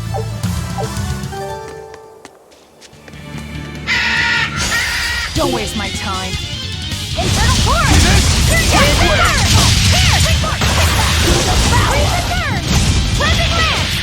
Here we go! Cleansing lance!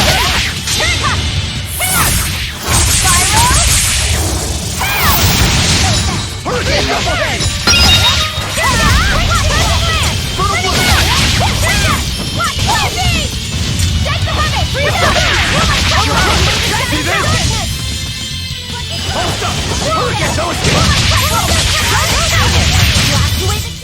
I hope I did a good job.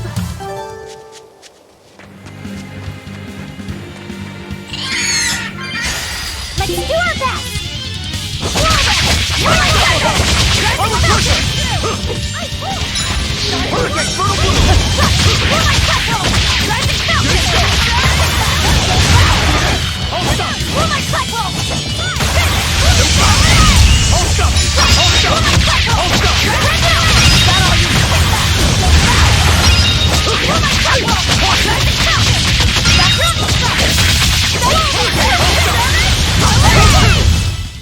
I'll cut down anyone in my way! I won't run away!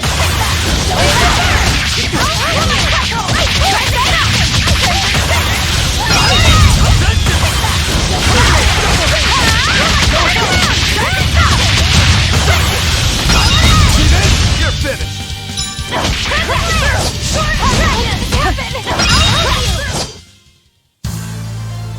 I still need a lot of training.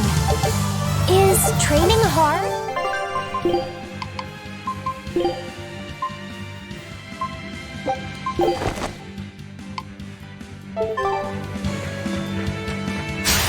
Don't get overconfident.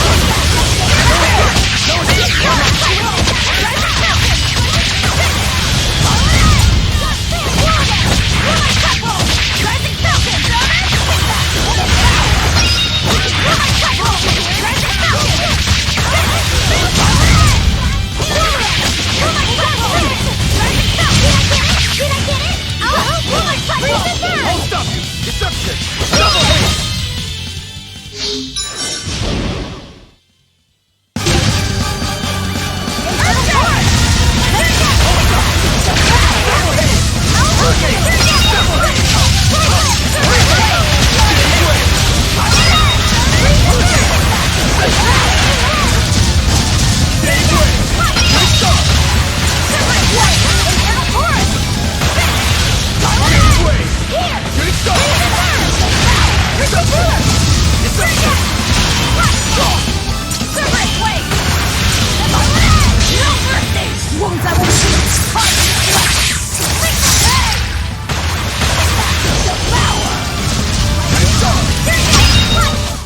Come on, really?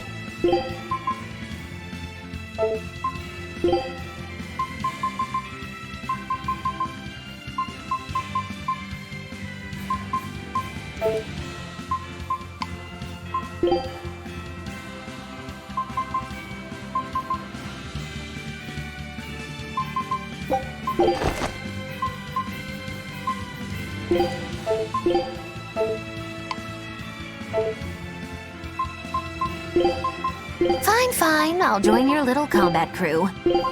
Leave the fighting to me.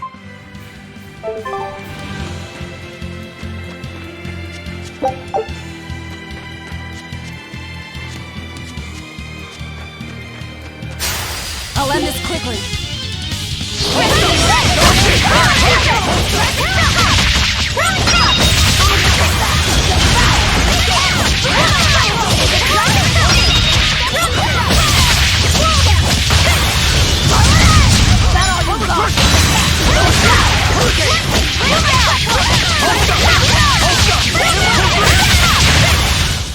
I had no problems here.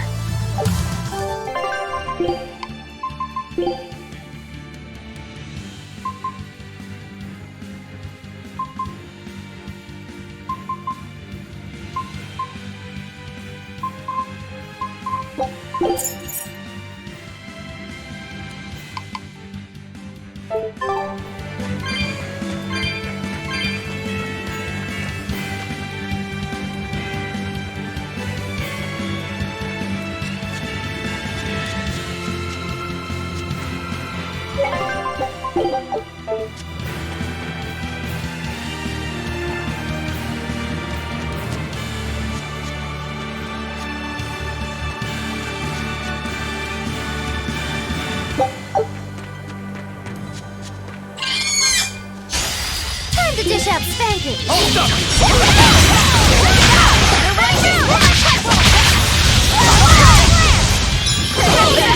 Double hit!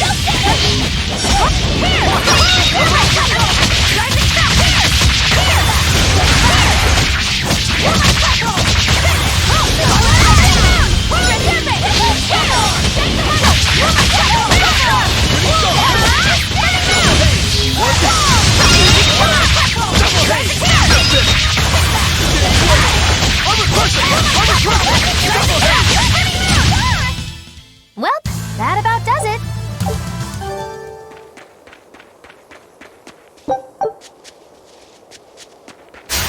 Everyone ready to play?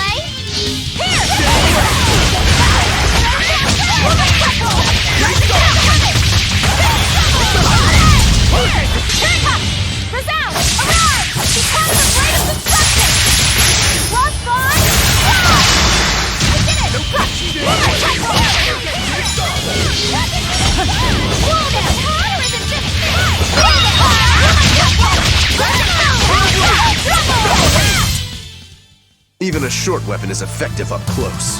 And training can help it get even closer.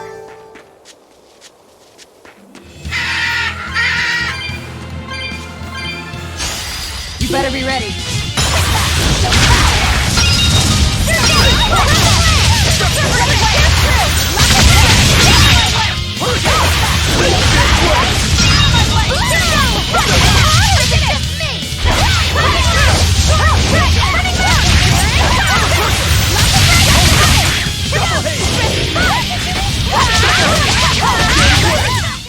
Come on, really?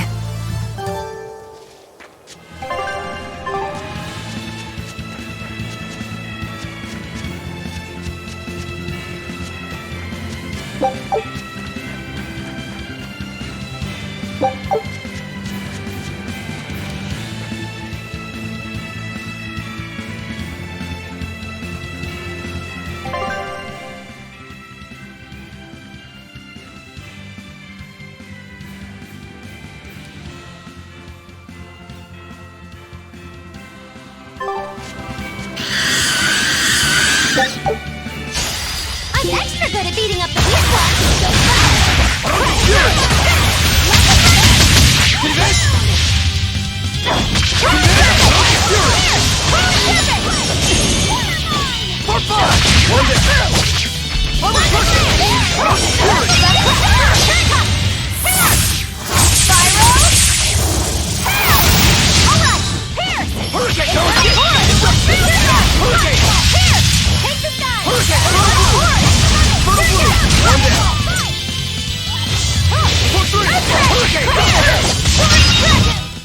We're finished here. Let's go.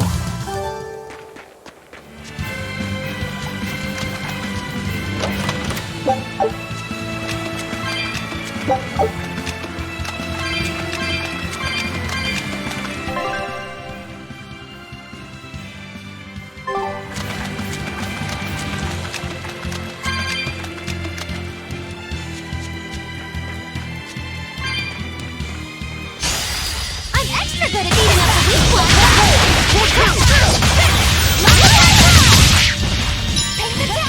Crash through!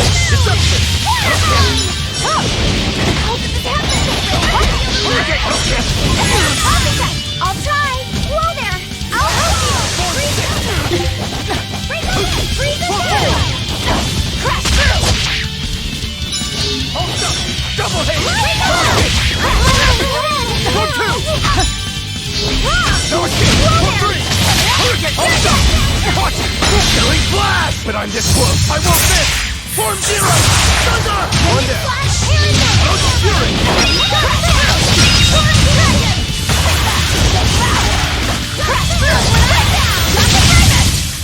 Well, that about does it.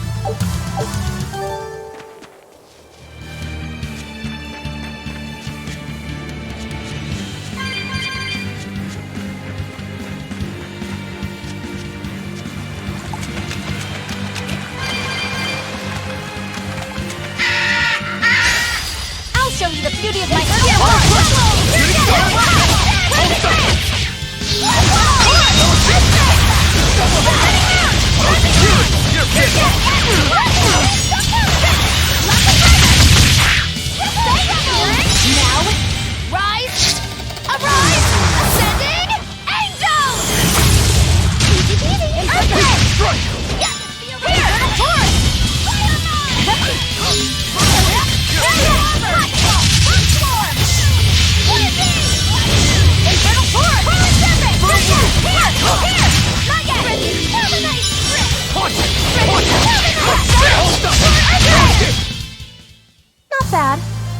You too.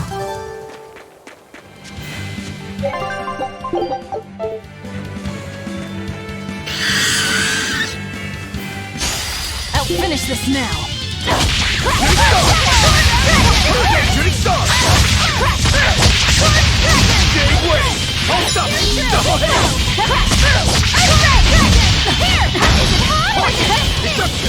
See this? Shooting star!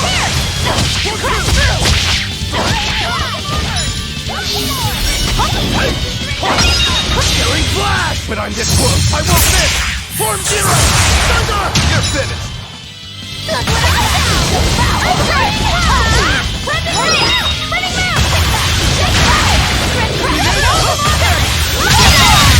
No mercy! Wounds I won't see!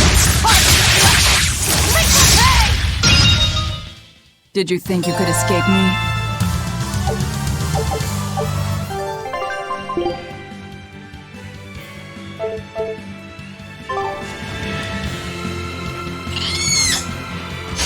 You better be ready.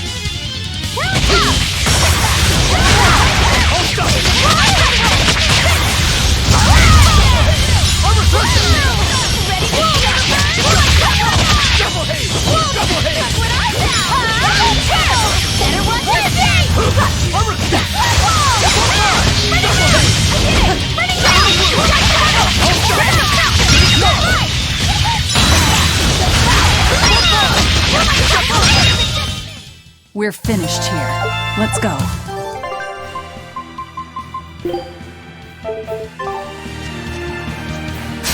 Always be on guard.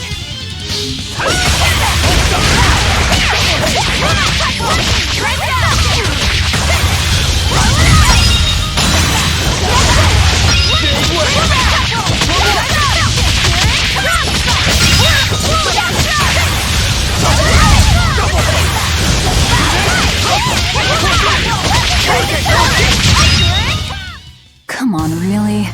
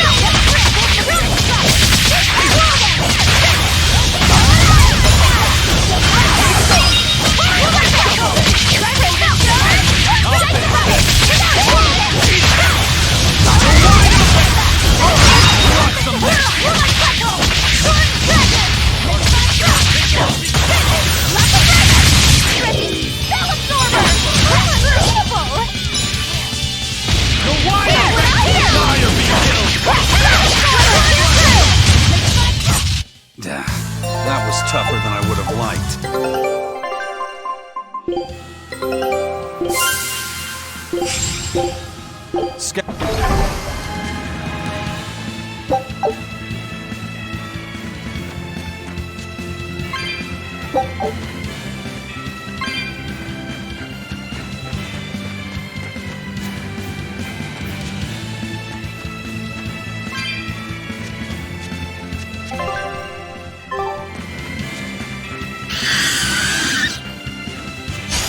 On to battle!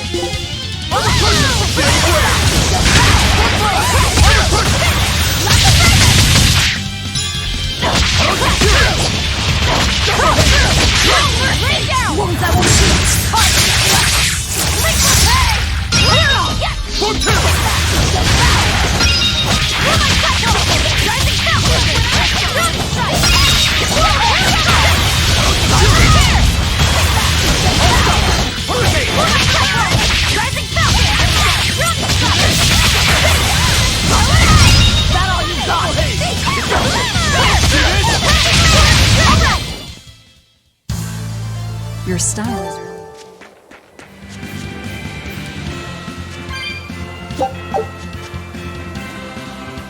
I think I've finally gotten used to it. Used to what? Your powers. I think I finally got a handle on them in a way that feels right. That's good. Hopefully you won't faint anymore. Yeah, and I'll keep learning too. I hope we can make this work out. Yeah, definitely. Fingers crossed. What's wrong? Nothing. Hey! When you and Eleanor made your pact together, she gave you a true name, right? Was it a good one? True name? What's that? It's a special name in the ancient tongue given to a Moloch as a necessary step in forming a pact with a human. I gave Bienfu the name Fushi Cass. It means thing. That's pretty messed up. It's just my own little way of showing affection. So what kind of name did you get, Laphicet? What's the matter? She didn't give you a really weird name like Magilu gave Bienfu, did she? If you're not happy with it, I can talk to Eleanor about it later. So go on and tell me... I'm fine with it. And I can't tell you anyway. Well, you don't have to get so worked up about it. A true name is not something a Moloch just casually divulges to others. They carry a special meaning to us. Speaking it to anyone other than our Pact Keeper carries a special meaning. Between comrades, it means we trust them with our lives. In other cases, it's... practically a confession of love! You could have said something sooner, you know. Laphicet's at a delicate age. You should be more careful in the future. Oh, really? It's just another way of showing affection.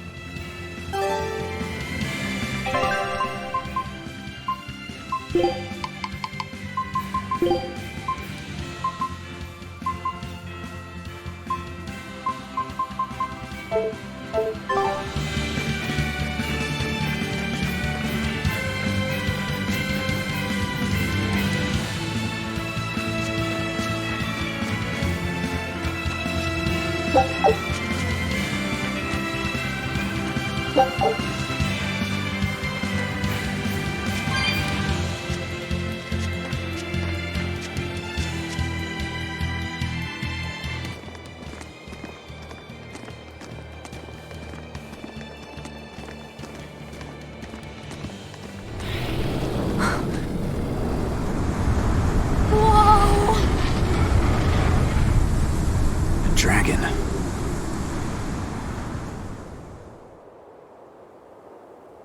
That's gotta be the demon Tabitha wanted us to know about. It's flying free, but could it still be a Therian? I just felt an Earth Pulse point. It's that way, somewhere near the top of that mountain. Let's check it out.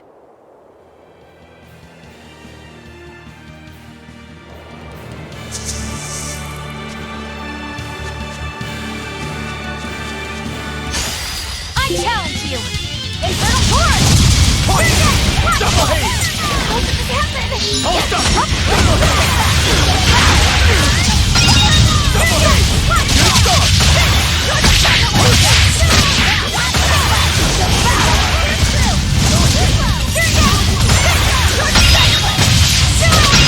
Out of my way! Infernal Force!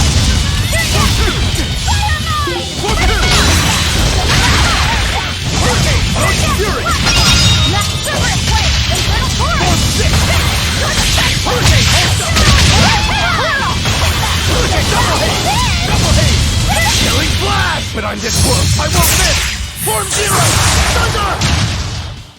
Be proud. You made me unleash my full power.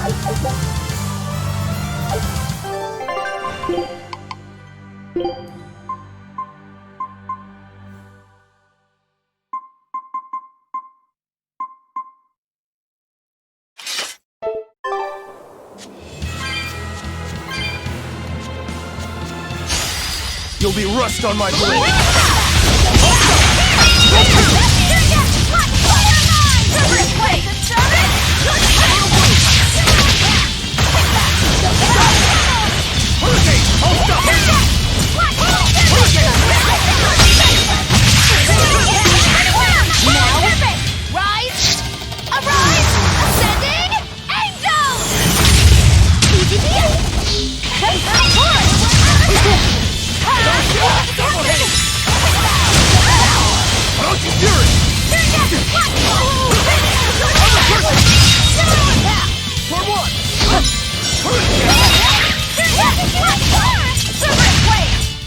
Come on, really?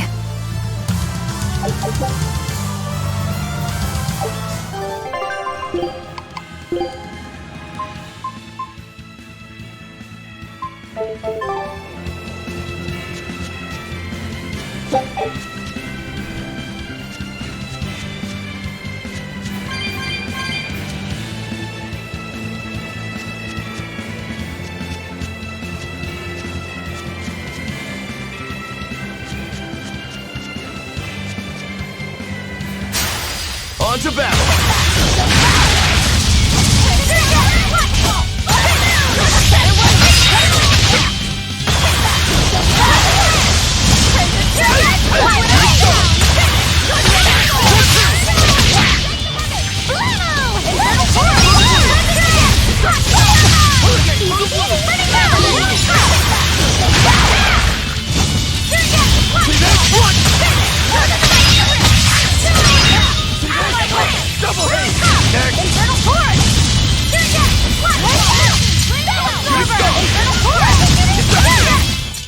Try as they might, it won't change anything.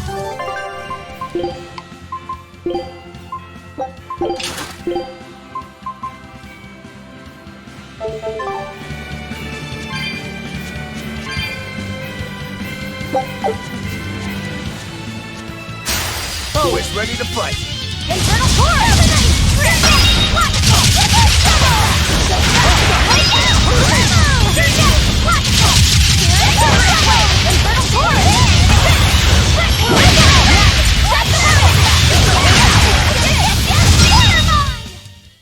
You really do have a peculiar air about you.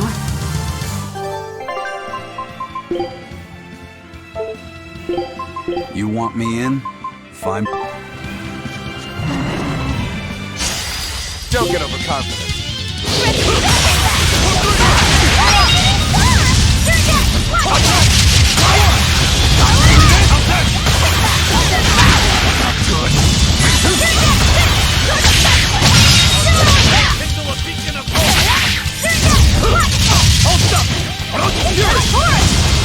Killing blast! But I'm this close, I won't miss! Form zero! Thunder! Don't despair! You're finished! See this? Don't hit!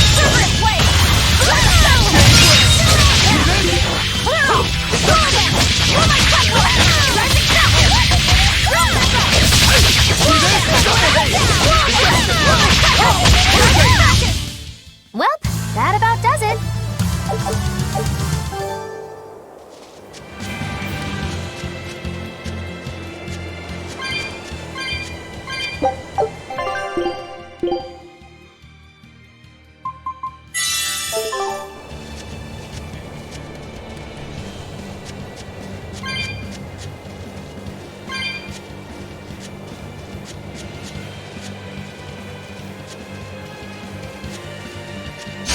You're finding the Reaper!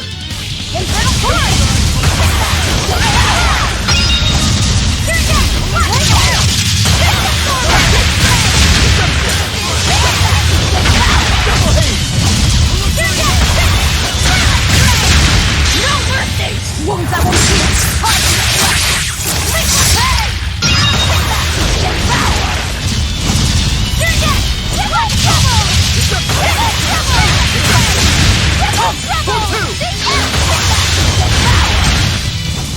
If you want to live, get out of my way.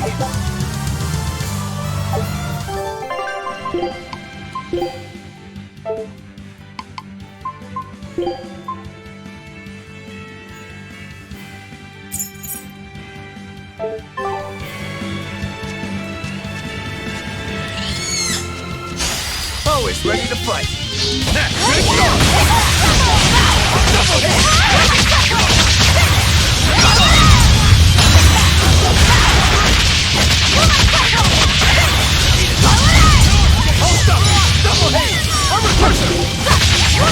Now, rise! Arise! Ascending! Angel! Infernal Torch!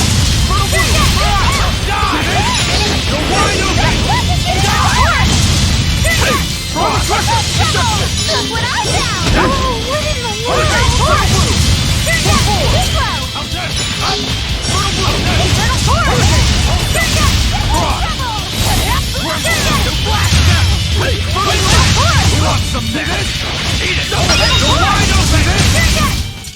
That wasn't worth the effort.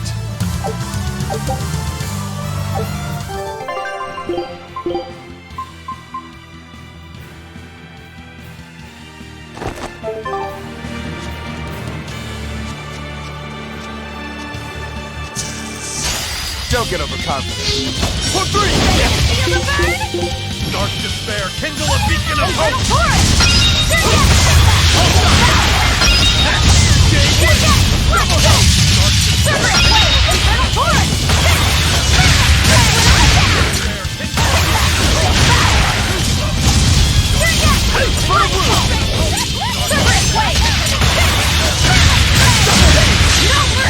Wounds that won't shoot! Dark despair! Gateway! Hold up!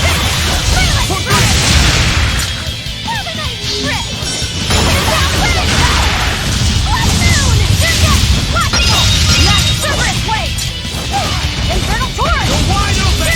Trouble! It's getting Infernal Torch! Flying high!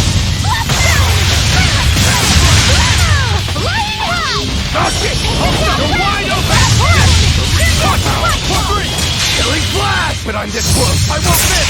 Form 0! Thunder! Scatter! She really floats like a butterfly? Stings like a bee, and...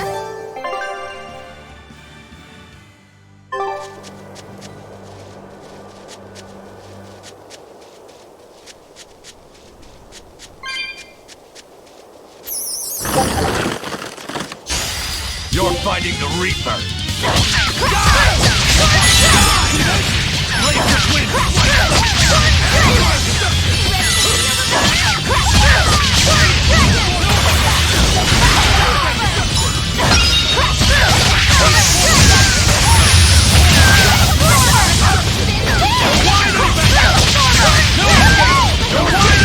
One down!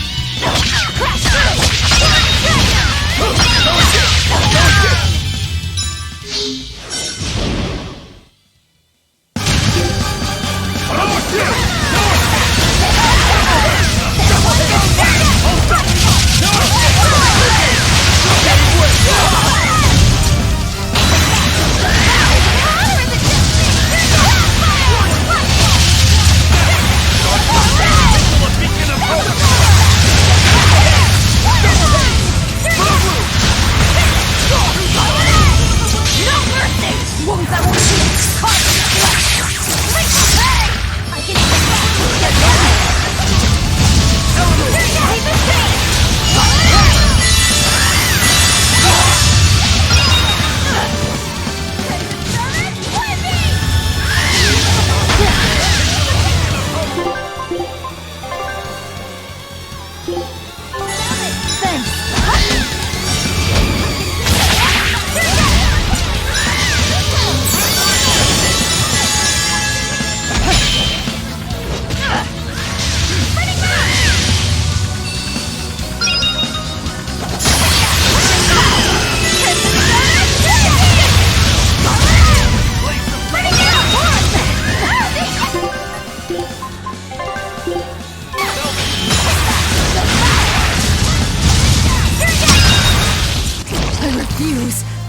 here!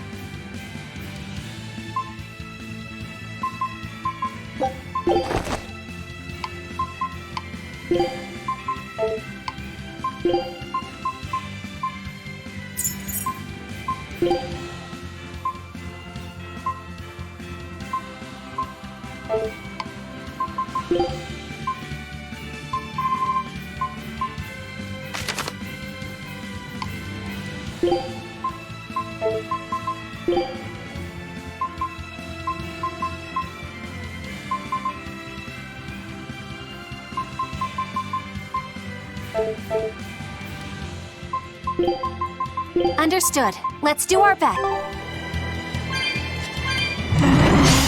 On to battle!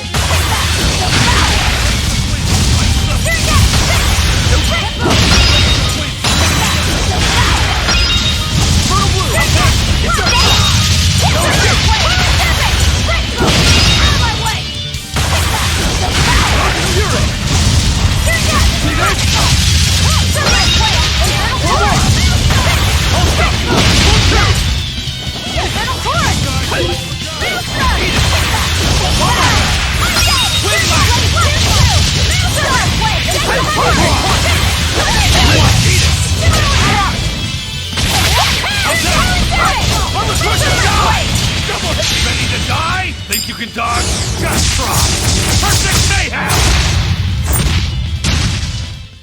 Fly away, little birdie. Far away.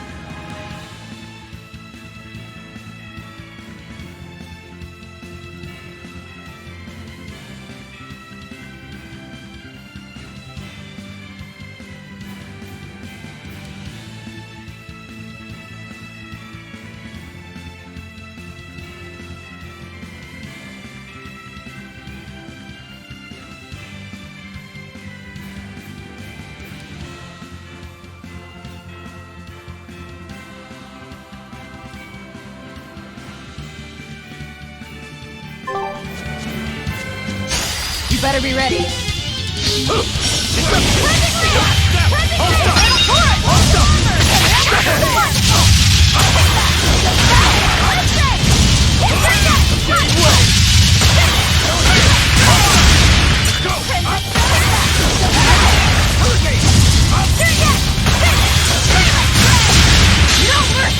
Wounds that will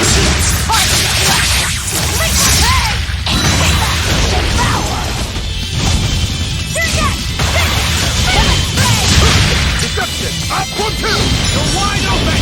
Hold up! Hurricane! Watch it! Hurricane! Internal force!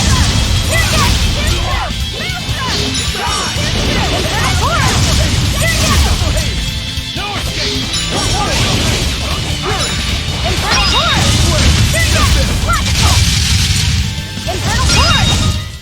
Come on, really?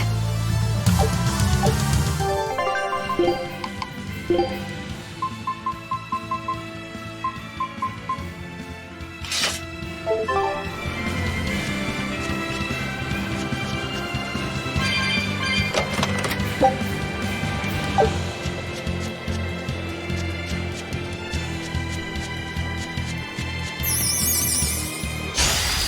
to battle!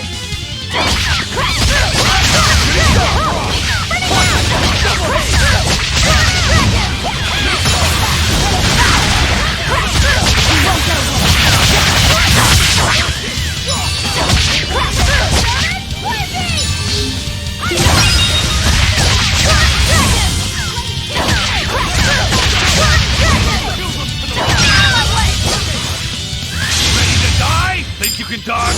Just try! Perfect mayhem!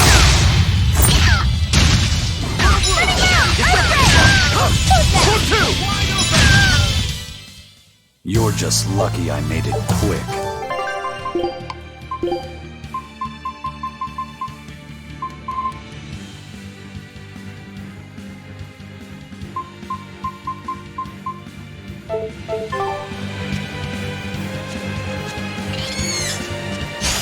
I'll end this quickly.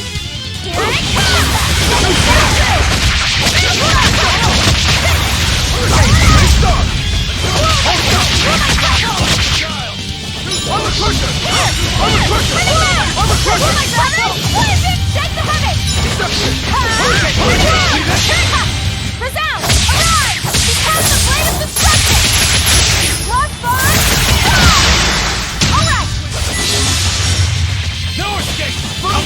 You're wide open! It looks like no one is injured.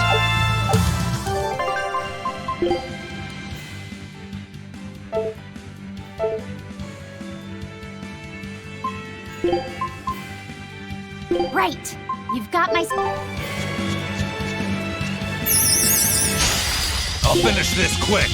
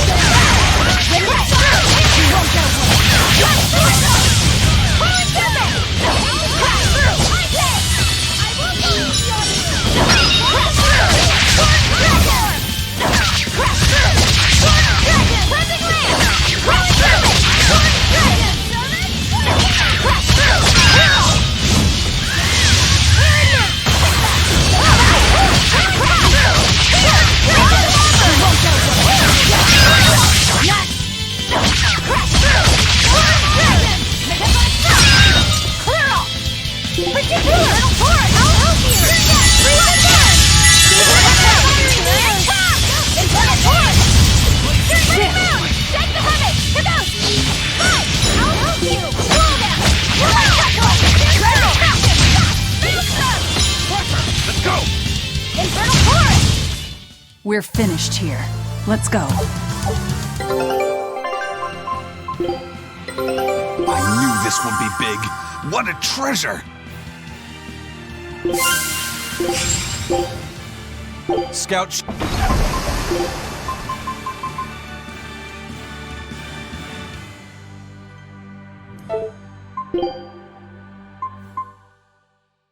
That staff is so cool!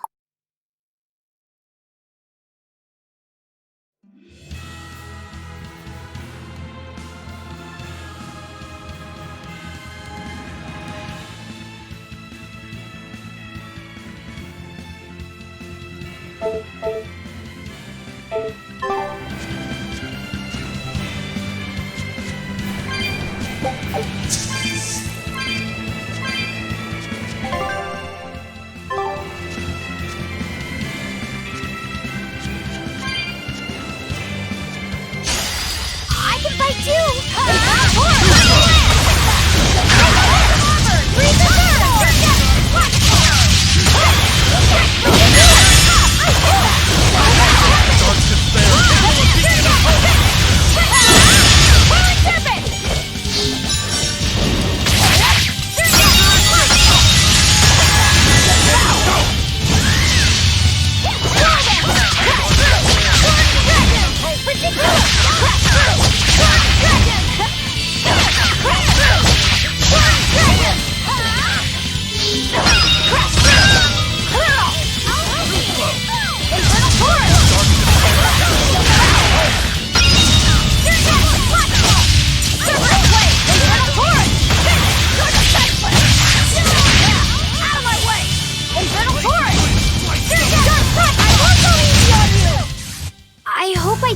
job.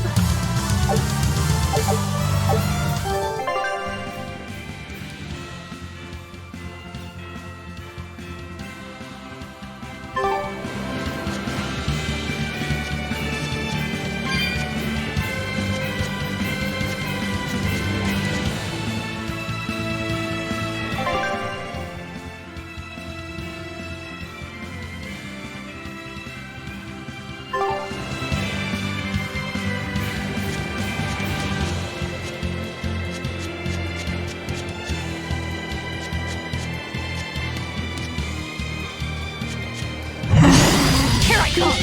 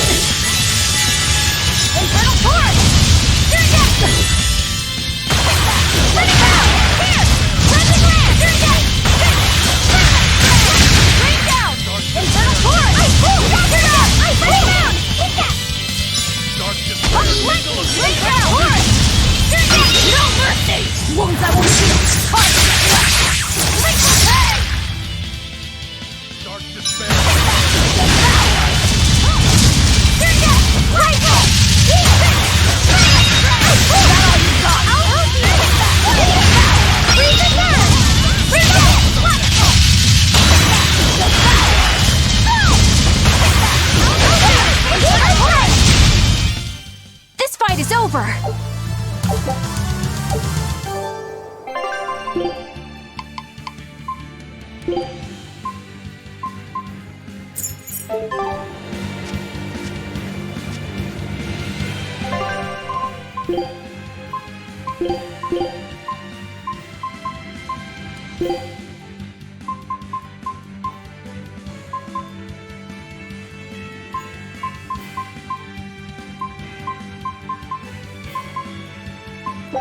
Good choice.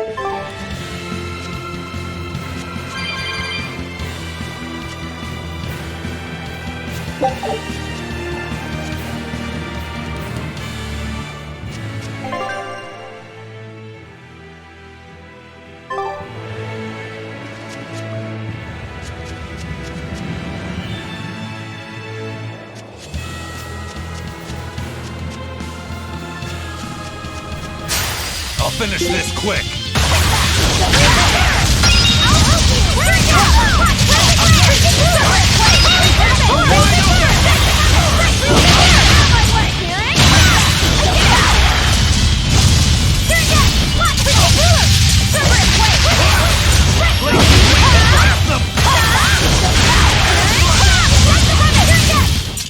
I was just getting warmed up.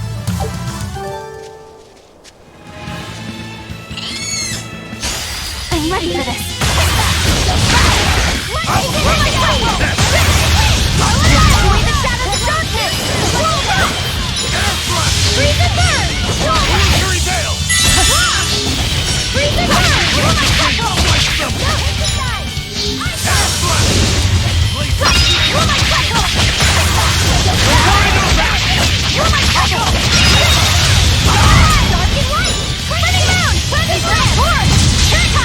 Resound!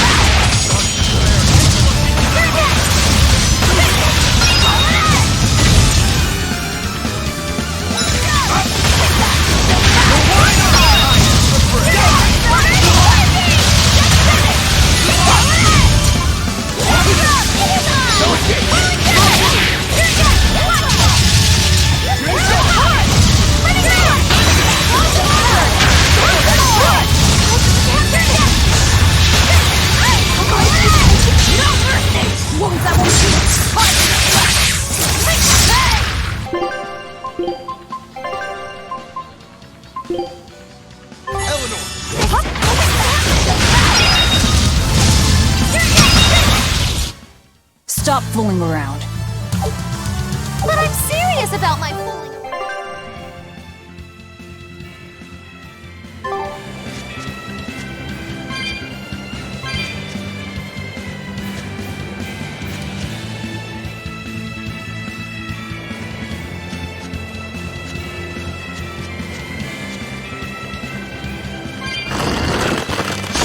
I'll end this quickly.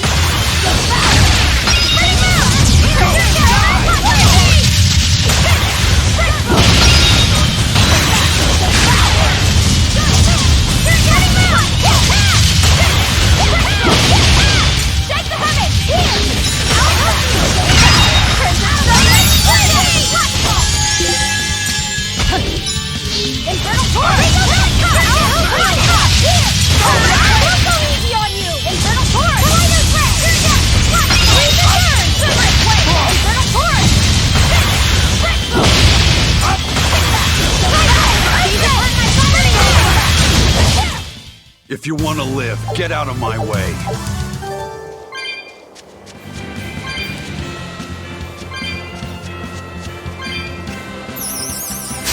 Always be on guard.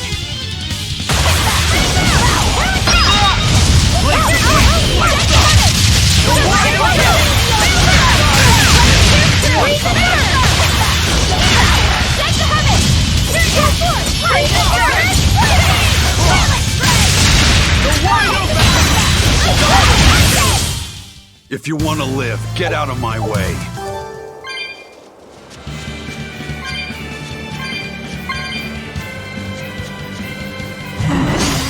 You better be ready.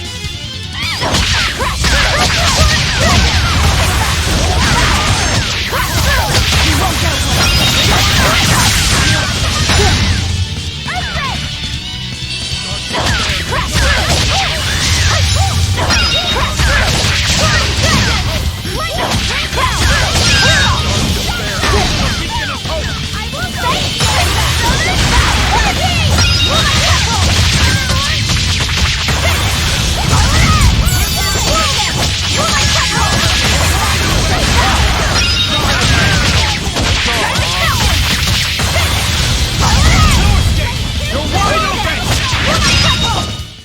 I'll cut down anyone in my way!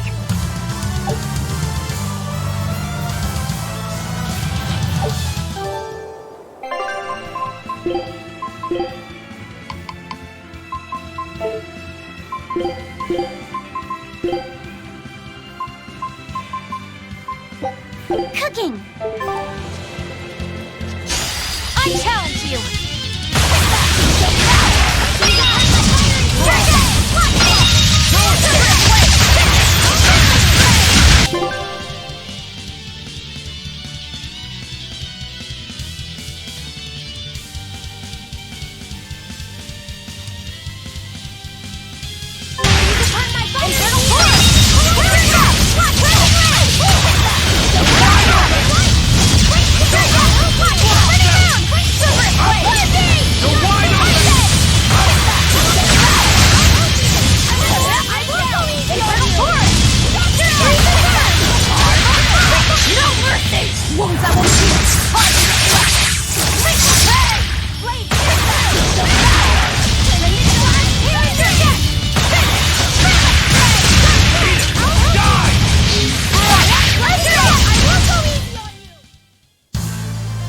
I wish I had power like that.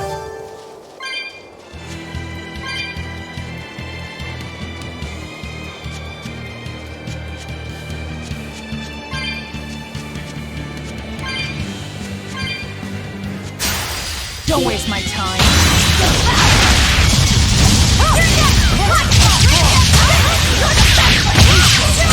No mercy! Wounds that won't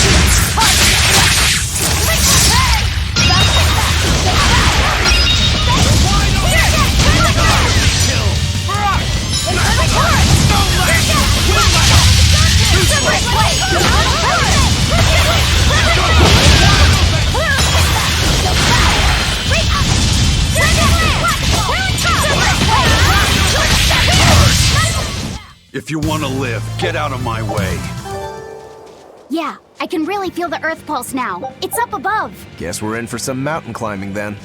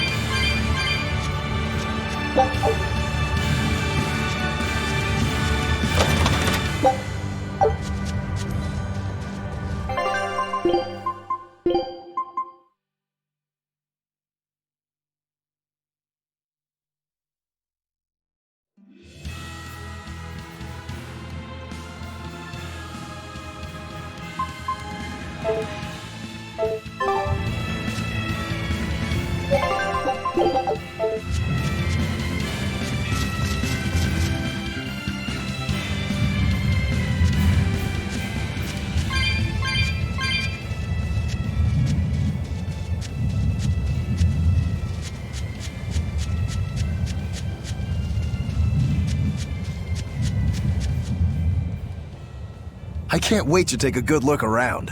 Whoa, now that's what I call a view. I agree that it's beautiful, but don't leap about so much. You'll fall.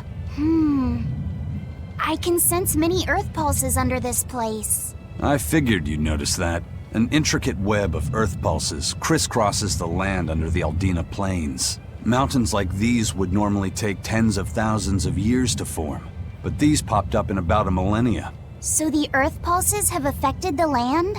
Exactly. Long ago, people wielded arts that allowed them to manipulate the Earth pulses and control the very land itself. How could arts like that exist? Perhaps they pushed against key points on the Earth pulses? Like how acupressure can improve a person's blood flow. That's a rather forced comparison, but you may be right. Either way, those arts have been lost for eons. I'm impressed, Eisen. You know a lot about everything. Not at all. There's so much I don't know. For example, the name of these flowers. That's why I travel. To learn. Aldina alabaster grass. That's the name of this flower? Yes. A long time ago, my brother showed me a picture of it in one of his books. They're fragile flowers. They die quickly on their own, but if enough of them gather together, they can survive. Fields of them form beautiful white carpets of flowers. In some cultures, they symbolize kinship, the bonds between people. Kinship? Huh. I'll remember that. You and your brother taught me something new today. I'll never forget either.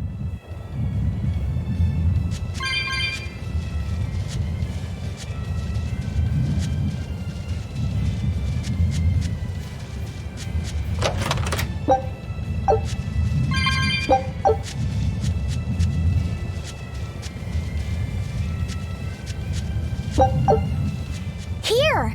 This is the Earth pulse point I've been feeling! No Therian and no barrier. I must have gotten it wrong again. I wouldn't be so sure of that. That dragon could well have broken its barrier. Or it might have been too powerful for the Abbey to subdue. You could be right. After all, dragons make for the strongest demons. The problem is, we don't know if it's a Therian or not. Yeah.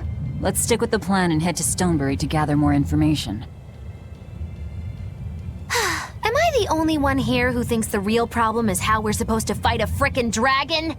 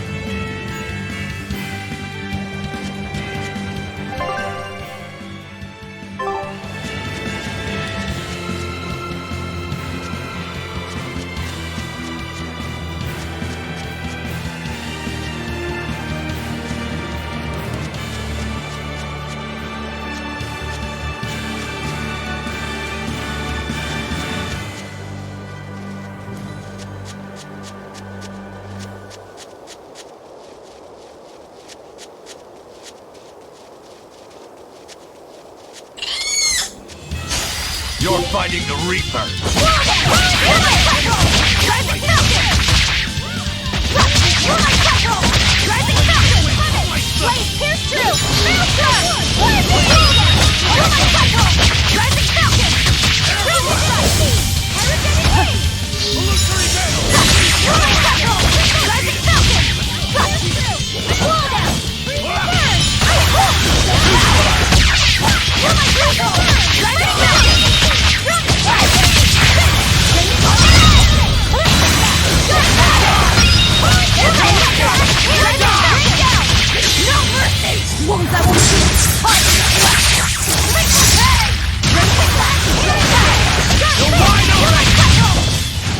Nothing can stop these fists.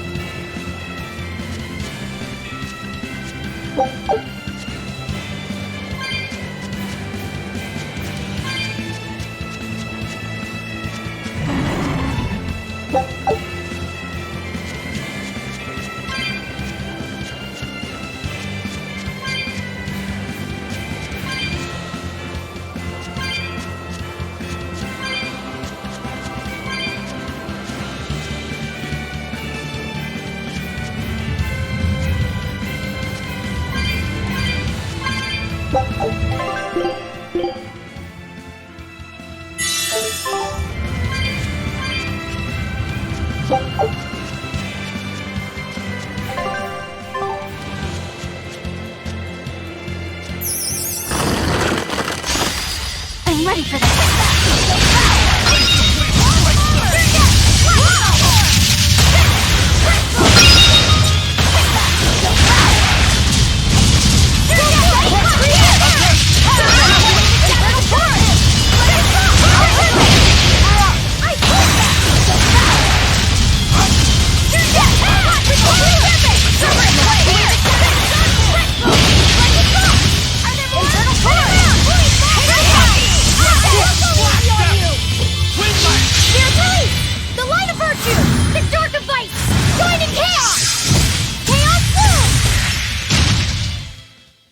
To be careful not to misuse my power.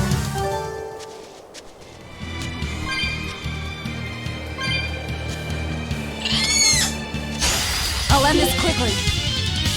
Blast away the darkness! Here I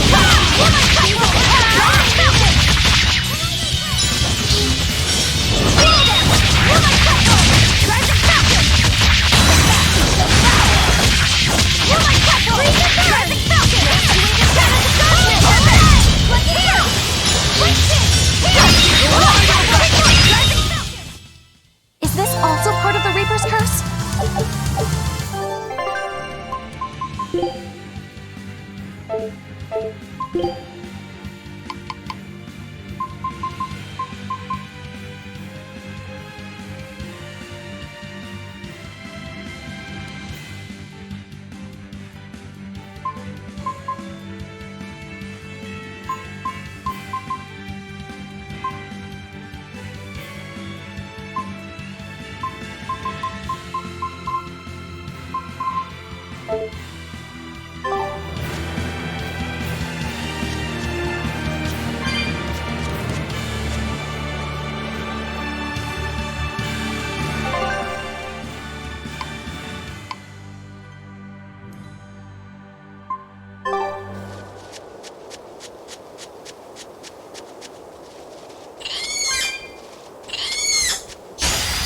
Don't waste my time.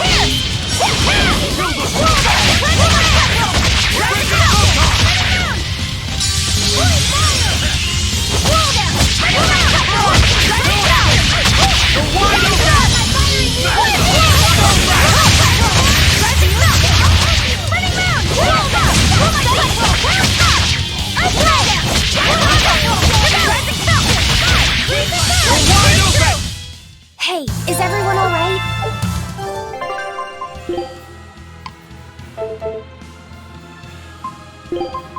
Yeah, my time to shine. always ready to fight.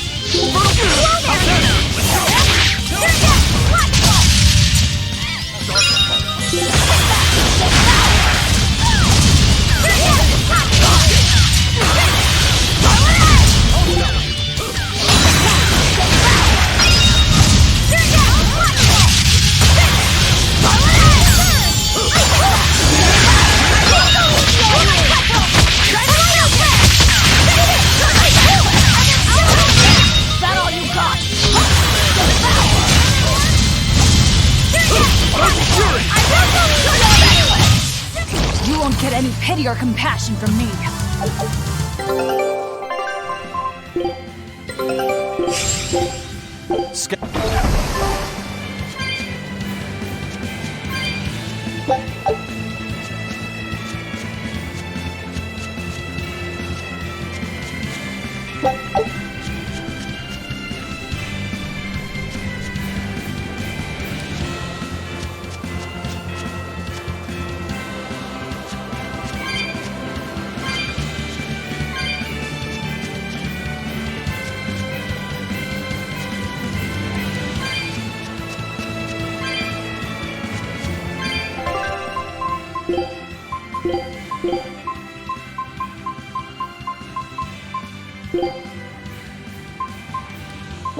Cookie!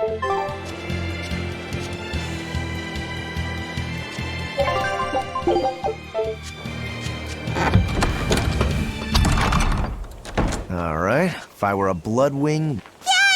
I found so many blueberries! What are you gonna do with all those? Make jam? I'm going to feed them to my chickens. That way they'll lay eggs with purple yolks. What? You know that won't work, right? It sure will. The color of yolks change depending on what a hen eats. My grandma taught me that. Actually, we always feed our chickens corn. Is that why their yolks are yellow? What are you gonna do with purple eggs anyway? Tourists are coming from the capital again, right? I bet they've never seen purple eggs, so I figure I could sell them for a lot. Maybe I can even make our village famous! You've thought this out. But will they really sell? You know what they'd make, right? Purple fried eggs, purple omelets, purple egg fried rice. Hey, would you want to eat a purple omelet? Strange things sell, right? You don't have to be so mean just 'cause you can't think of a better idea. Oh, sorry. Here, let me help you. Fine. Go catch a whole barrel full of jewel beetles. If we feed them to my chickens, we'll get eggs with yolks like shining jewels. I really wouldn't want to be your chickens, but... okay. What a carefree village. But you know, this is what really makes humanity amazing to me. Attempting the impossible. Reaching for the stars, just as a matter of course. Aye. Though we may stumble countless times on our way, we can achieve anything we put our minds to. Attempting the impossible, huh? That's all well and good, but there are some lines that should never be crossed. Purple eggs. Ugh.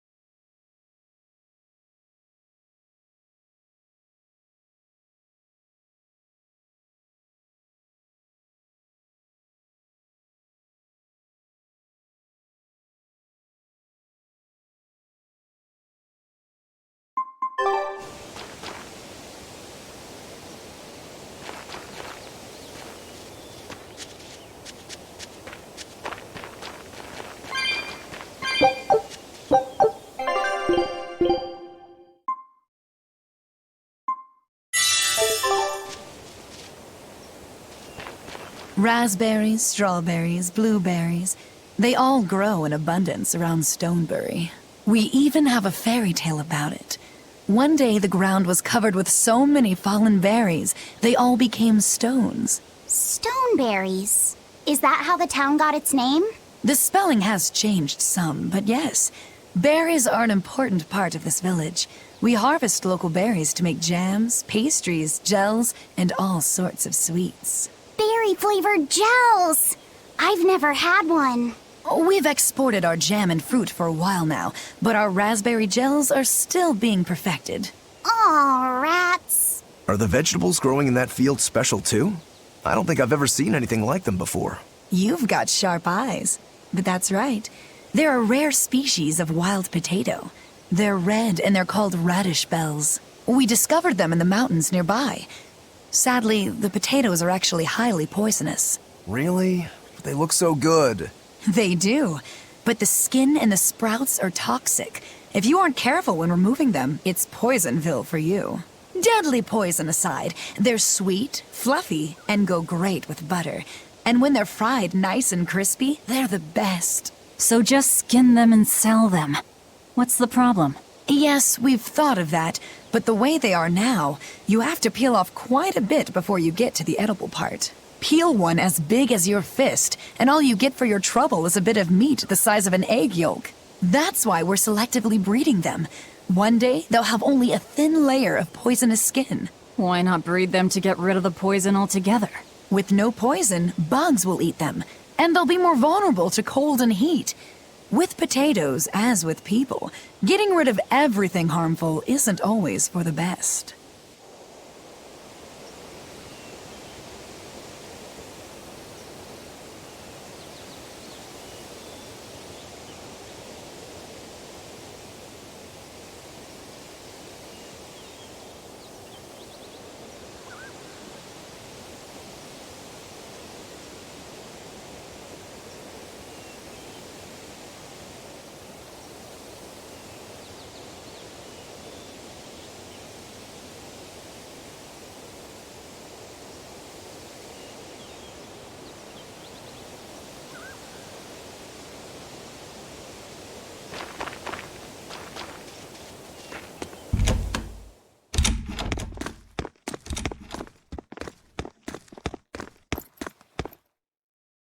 Savid.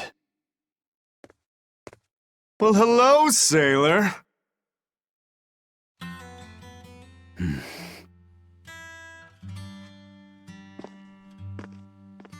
Are you waiting for someone? Nope. Just saying a prayer for someone. Someone?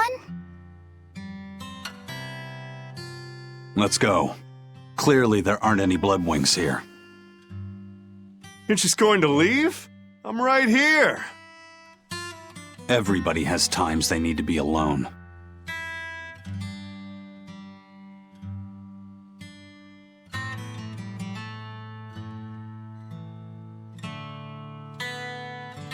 Fee. Right. Coming.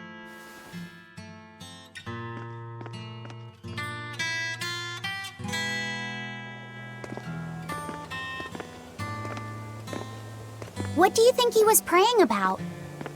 Well, for one thing, he was drinking a bottle of Thorny Forest. Oh my. The drink you share with your special someone when you're going to be married for life! How romantic! But getting your hands on that stuff is no small feat. I can only hope I'll get a chance to taste it someday. That must have had an important meaning for Savid. That's why you left him alone. Don't read too much into it. You're Velvet, right?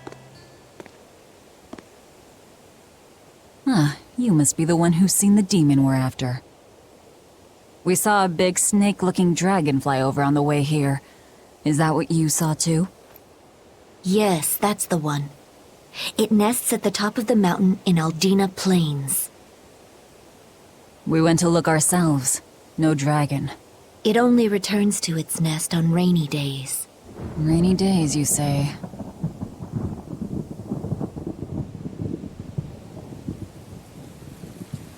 Oh, just look what you went and made the weather gods do. This doesn't bode well. Not at all. Thanks. We'll give it another shot.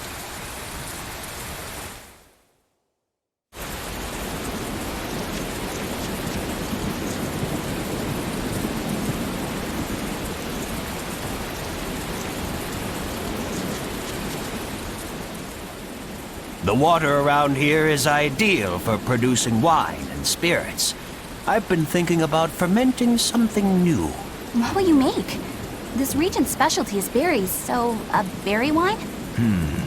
But the chilly air and level of humidity here should be just right for making an amber draft, don't you think? Considering the geography around here, the water must contain a high mineral content. If you use it to make a rice wine, the taste will be unique. I've considered all those options, but I must create something that can surpass my greatest rival, Sleeping Princess. But that's nearly impossible to make. Exactly. Not an easy task, to say the least. Sleeping Princess is made by filling an emerald cask with water from an enchanted mountain spring and sitting it in direct sunlight for 7 years. The water's magic causes it to change color each year. When it reaches the same deep green hue of the cask, it's ready. Solar fermenting, huh? It won't be easy to surpass a marvel of the winemaking world like Sleeping Princess. True, but I've finally found it. The ultimate stone. A gemstone?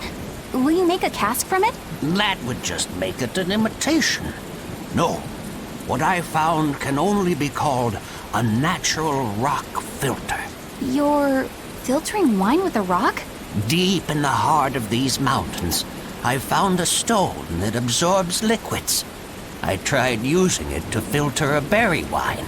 The taste of it was unbelievably crisp and bright. It preserved the luscious richness of the berries, while adding a clarity that left me breathless. I call it Pure Land wine. There is no better. May I have a taste? My apologies, but it took me 10 years to make a single thimbleful. I drank that thimbleful for my tasting. It'll be about 50 years before I can make a decent batch. I doubt I'll see a full bottle in my lifetime. 50 years, huh? Meet you back here then? I've never been so glad not to be human.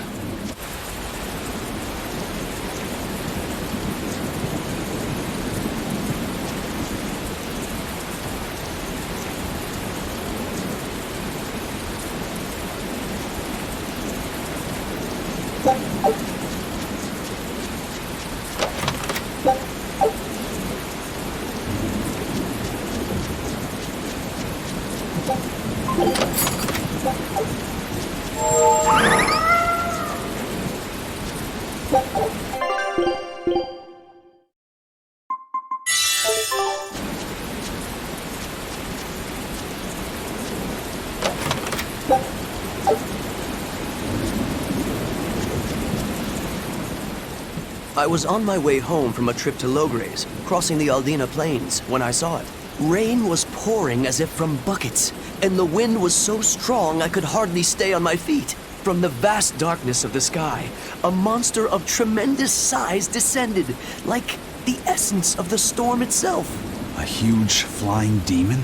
At that moment, a group of exorcists leapt out from their hiding spots and began to battle the demon beast. But it met their swords with its fearsome horns, and a swipe of its tail threw the noble exorcist's back. Horns and a tail? Where did the demon go? I couldn't tell you. I was so frightened, I ran away and never looked back. I hope the Abbey can get rid of it, but the beast took out 3 exorcists with a single blow. Come to think of it, another person was there too. He faced the demon and told it to stop. Zavid. If you're going to the Aldina Plains, you'd better be careful.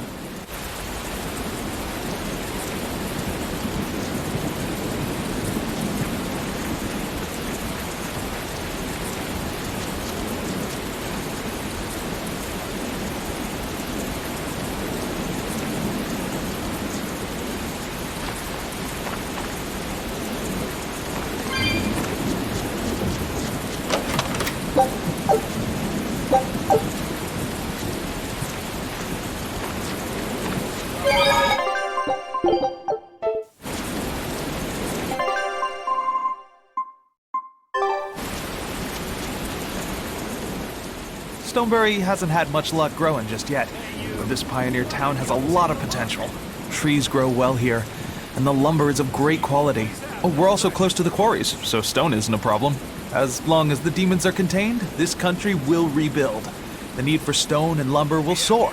Best of all, this area is quiet, has beautiful lakes, and is a perfect place for a craftsman like me to work. And why settle for anything less? I do feel that you might be a bit short-handed here. It's hard to build without manpower. You're right. We need something to attract new settlers. Maybe some sort of specialty item? Is there any fruit or vegetable that can only be found around here?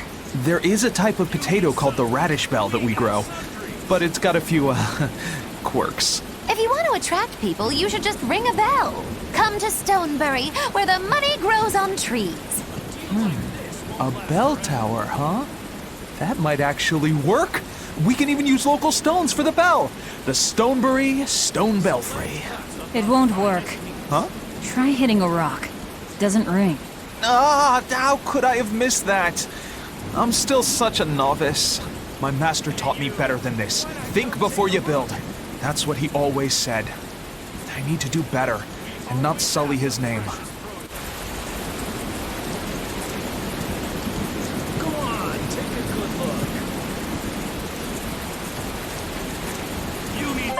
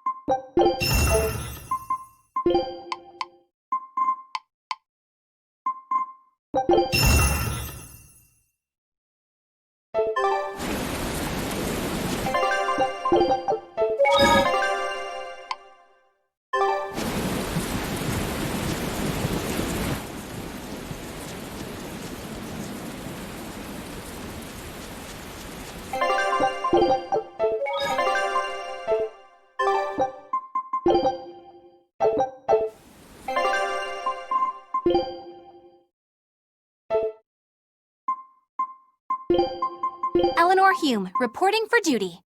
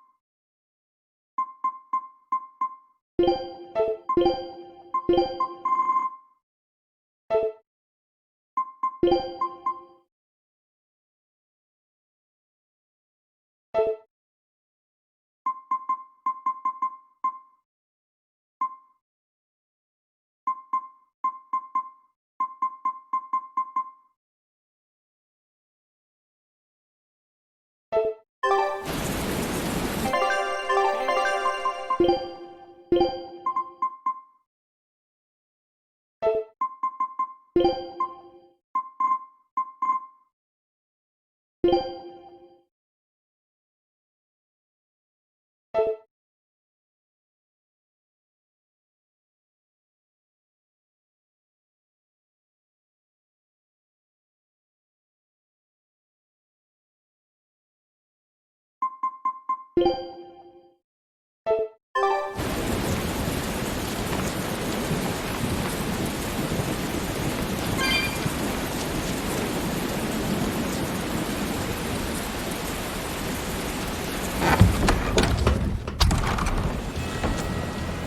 there. Our meeting like this must be Providence, meow. We're in a hurry. Save it, cats. All the better, meow. I've just stumbled upon a perfectly nifty piece of stone just for you. What's it for? That's not a geoboard, is it? Bingo! I dug it out of some ruins, meow. They were made by Norman Meowny years ago for surfing along Earth pulses, but I can't use it, so I figured I'd pawn it off on someone else who could, meow. Wait, Norman made this? That doesn't exactly inspire confidence. Don't be so mean! We're capable of exceptional things! Sometimes. When a Norman speaks their own name, the board springs to life and whisks its masters away at top speed. They'll even plow right through weak demons. You can say it's our masterwork, even if we sorta stumbled on it by accident. Huh. Well, then I apologize. So we can ride this as long as we have Bienfu with us, right? Well, kind of. Do you have to use your true name to activate it? Not my true name, no. My Norman name. Wouldn't that just be Bienfu? No. Norman have a separate name that goes something like Norman so-and-so. It's almost more a title than a name. Often the name has something to do with what they're good at. Something like attack, or chain, or aqua. Right. You could say names like Bienfu and Grimoire are more like stage names. I actually don't know Bienfu's Norman name, but I can't wait to find out. What is your name, Bienfu? Come on, out with it. We're in a hurry. Norman Brave. Whoa, look at that! Wait, Bienfu. Your Norman name is Brave? That is so deliciously absurd! Why do you think I've never told you before, Behead? At least the board works, meow. And if we get on this board, it'll move us around? Well, about that. The board propels itself by pushing against Earth pulse flows. To do that, the board needs information on the flows, but this one here's a completely blank slate, meow. First, you need to find the geotrees in each area. They serve as a conduit between the surface land and the Earth pulses, meow. Once you've actually located a geotree, you can record that area's Earth pulse data into your geoboard, meow. Got it. This area's geotree is right over there, meow. All right then. So long as we find more geotrees, we'll be able to use the geoboard to travel much more quickly.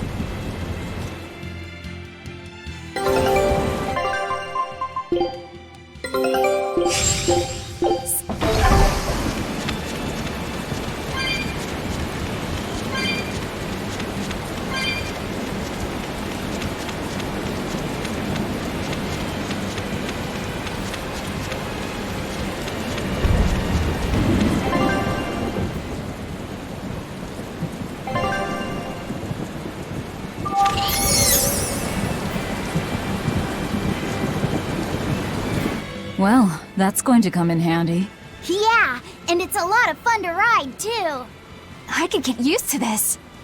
I'm so worn out. I feel like I had to sprint the whole way here. Huh. Seems like operating the board saps a lot of energy from Bienfu. Even still, this board gives us a strategic advantage. Brave here will just have to bear a little exertion now and then. Yeah, Brave. Buck up. I believe in you. Be brave. Ah! Stop calling me that!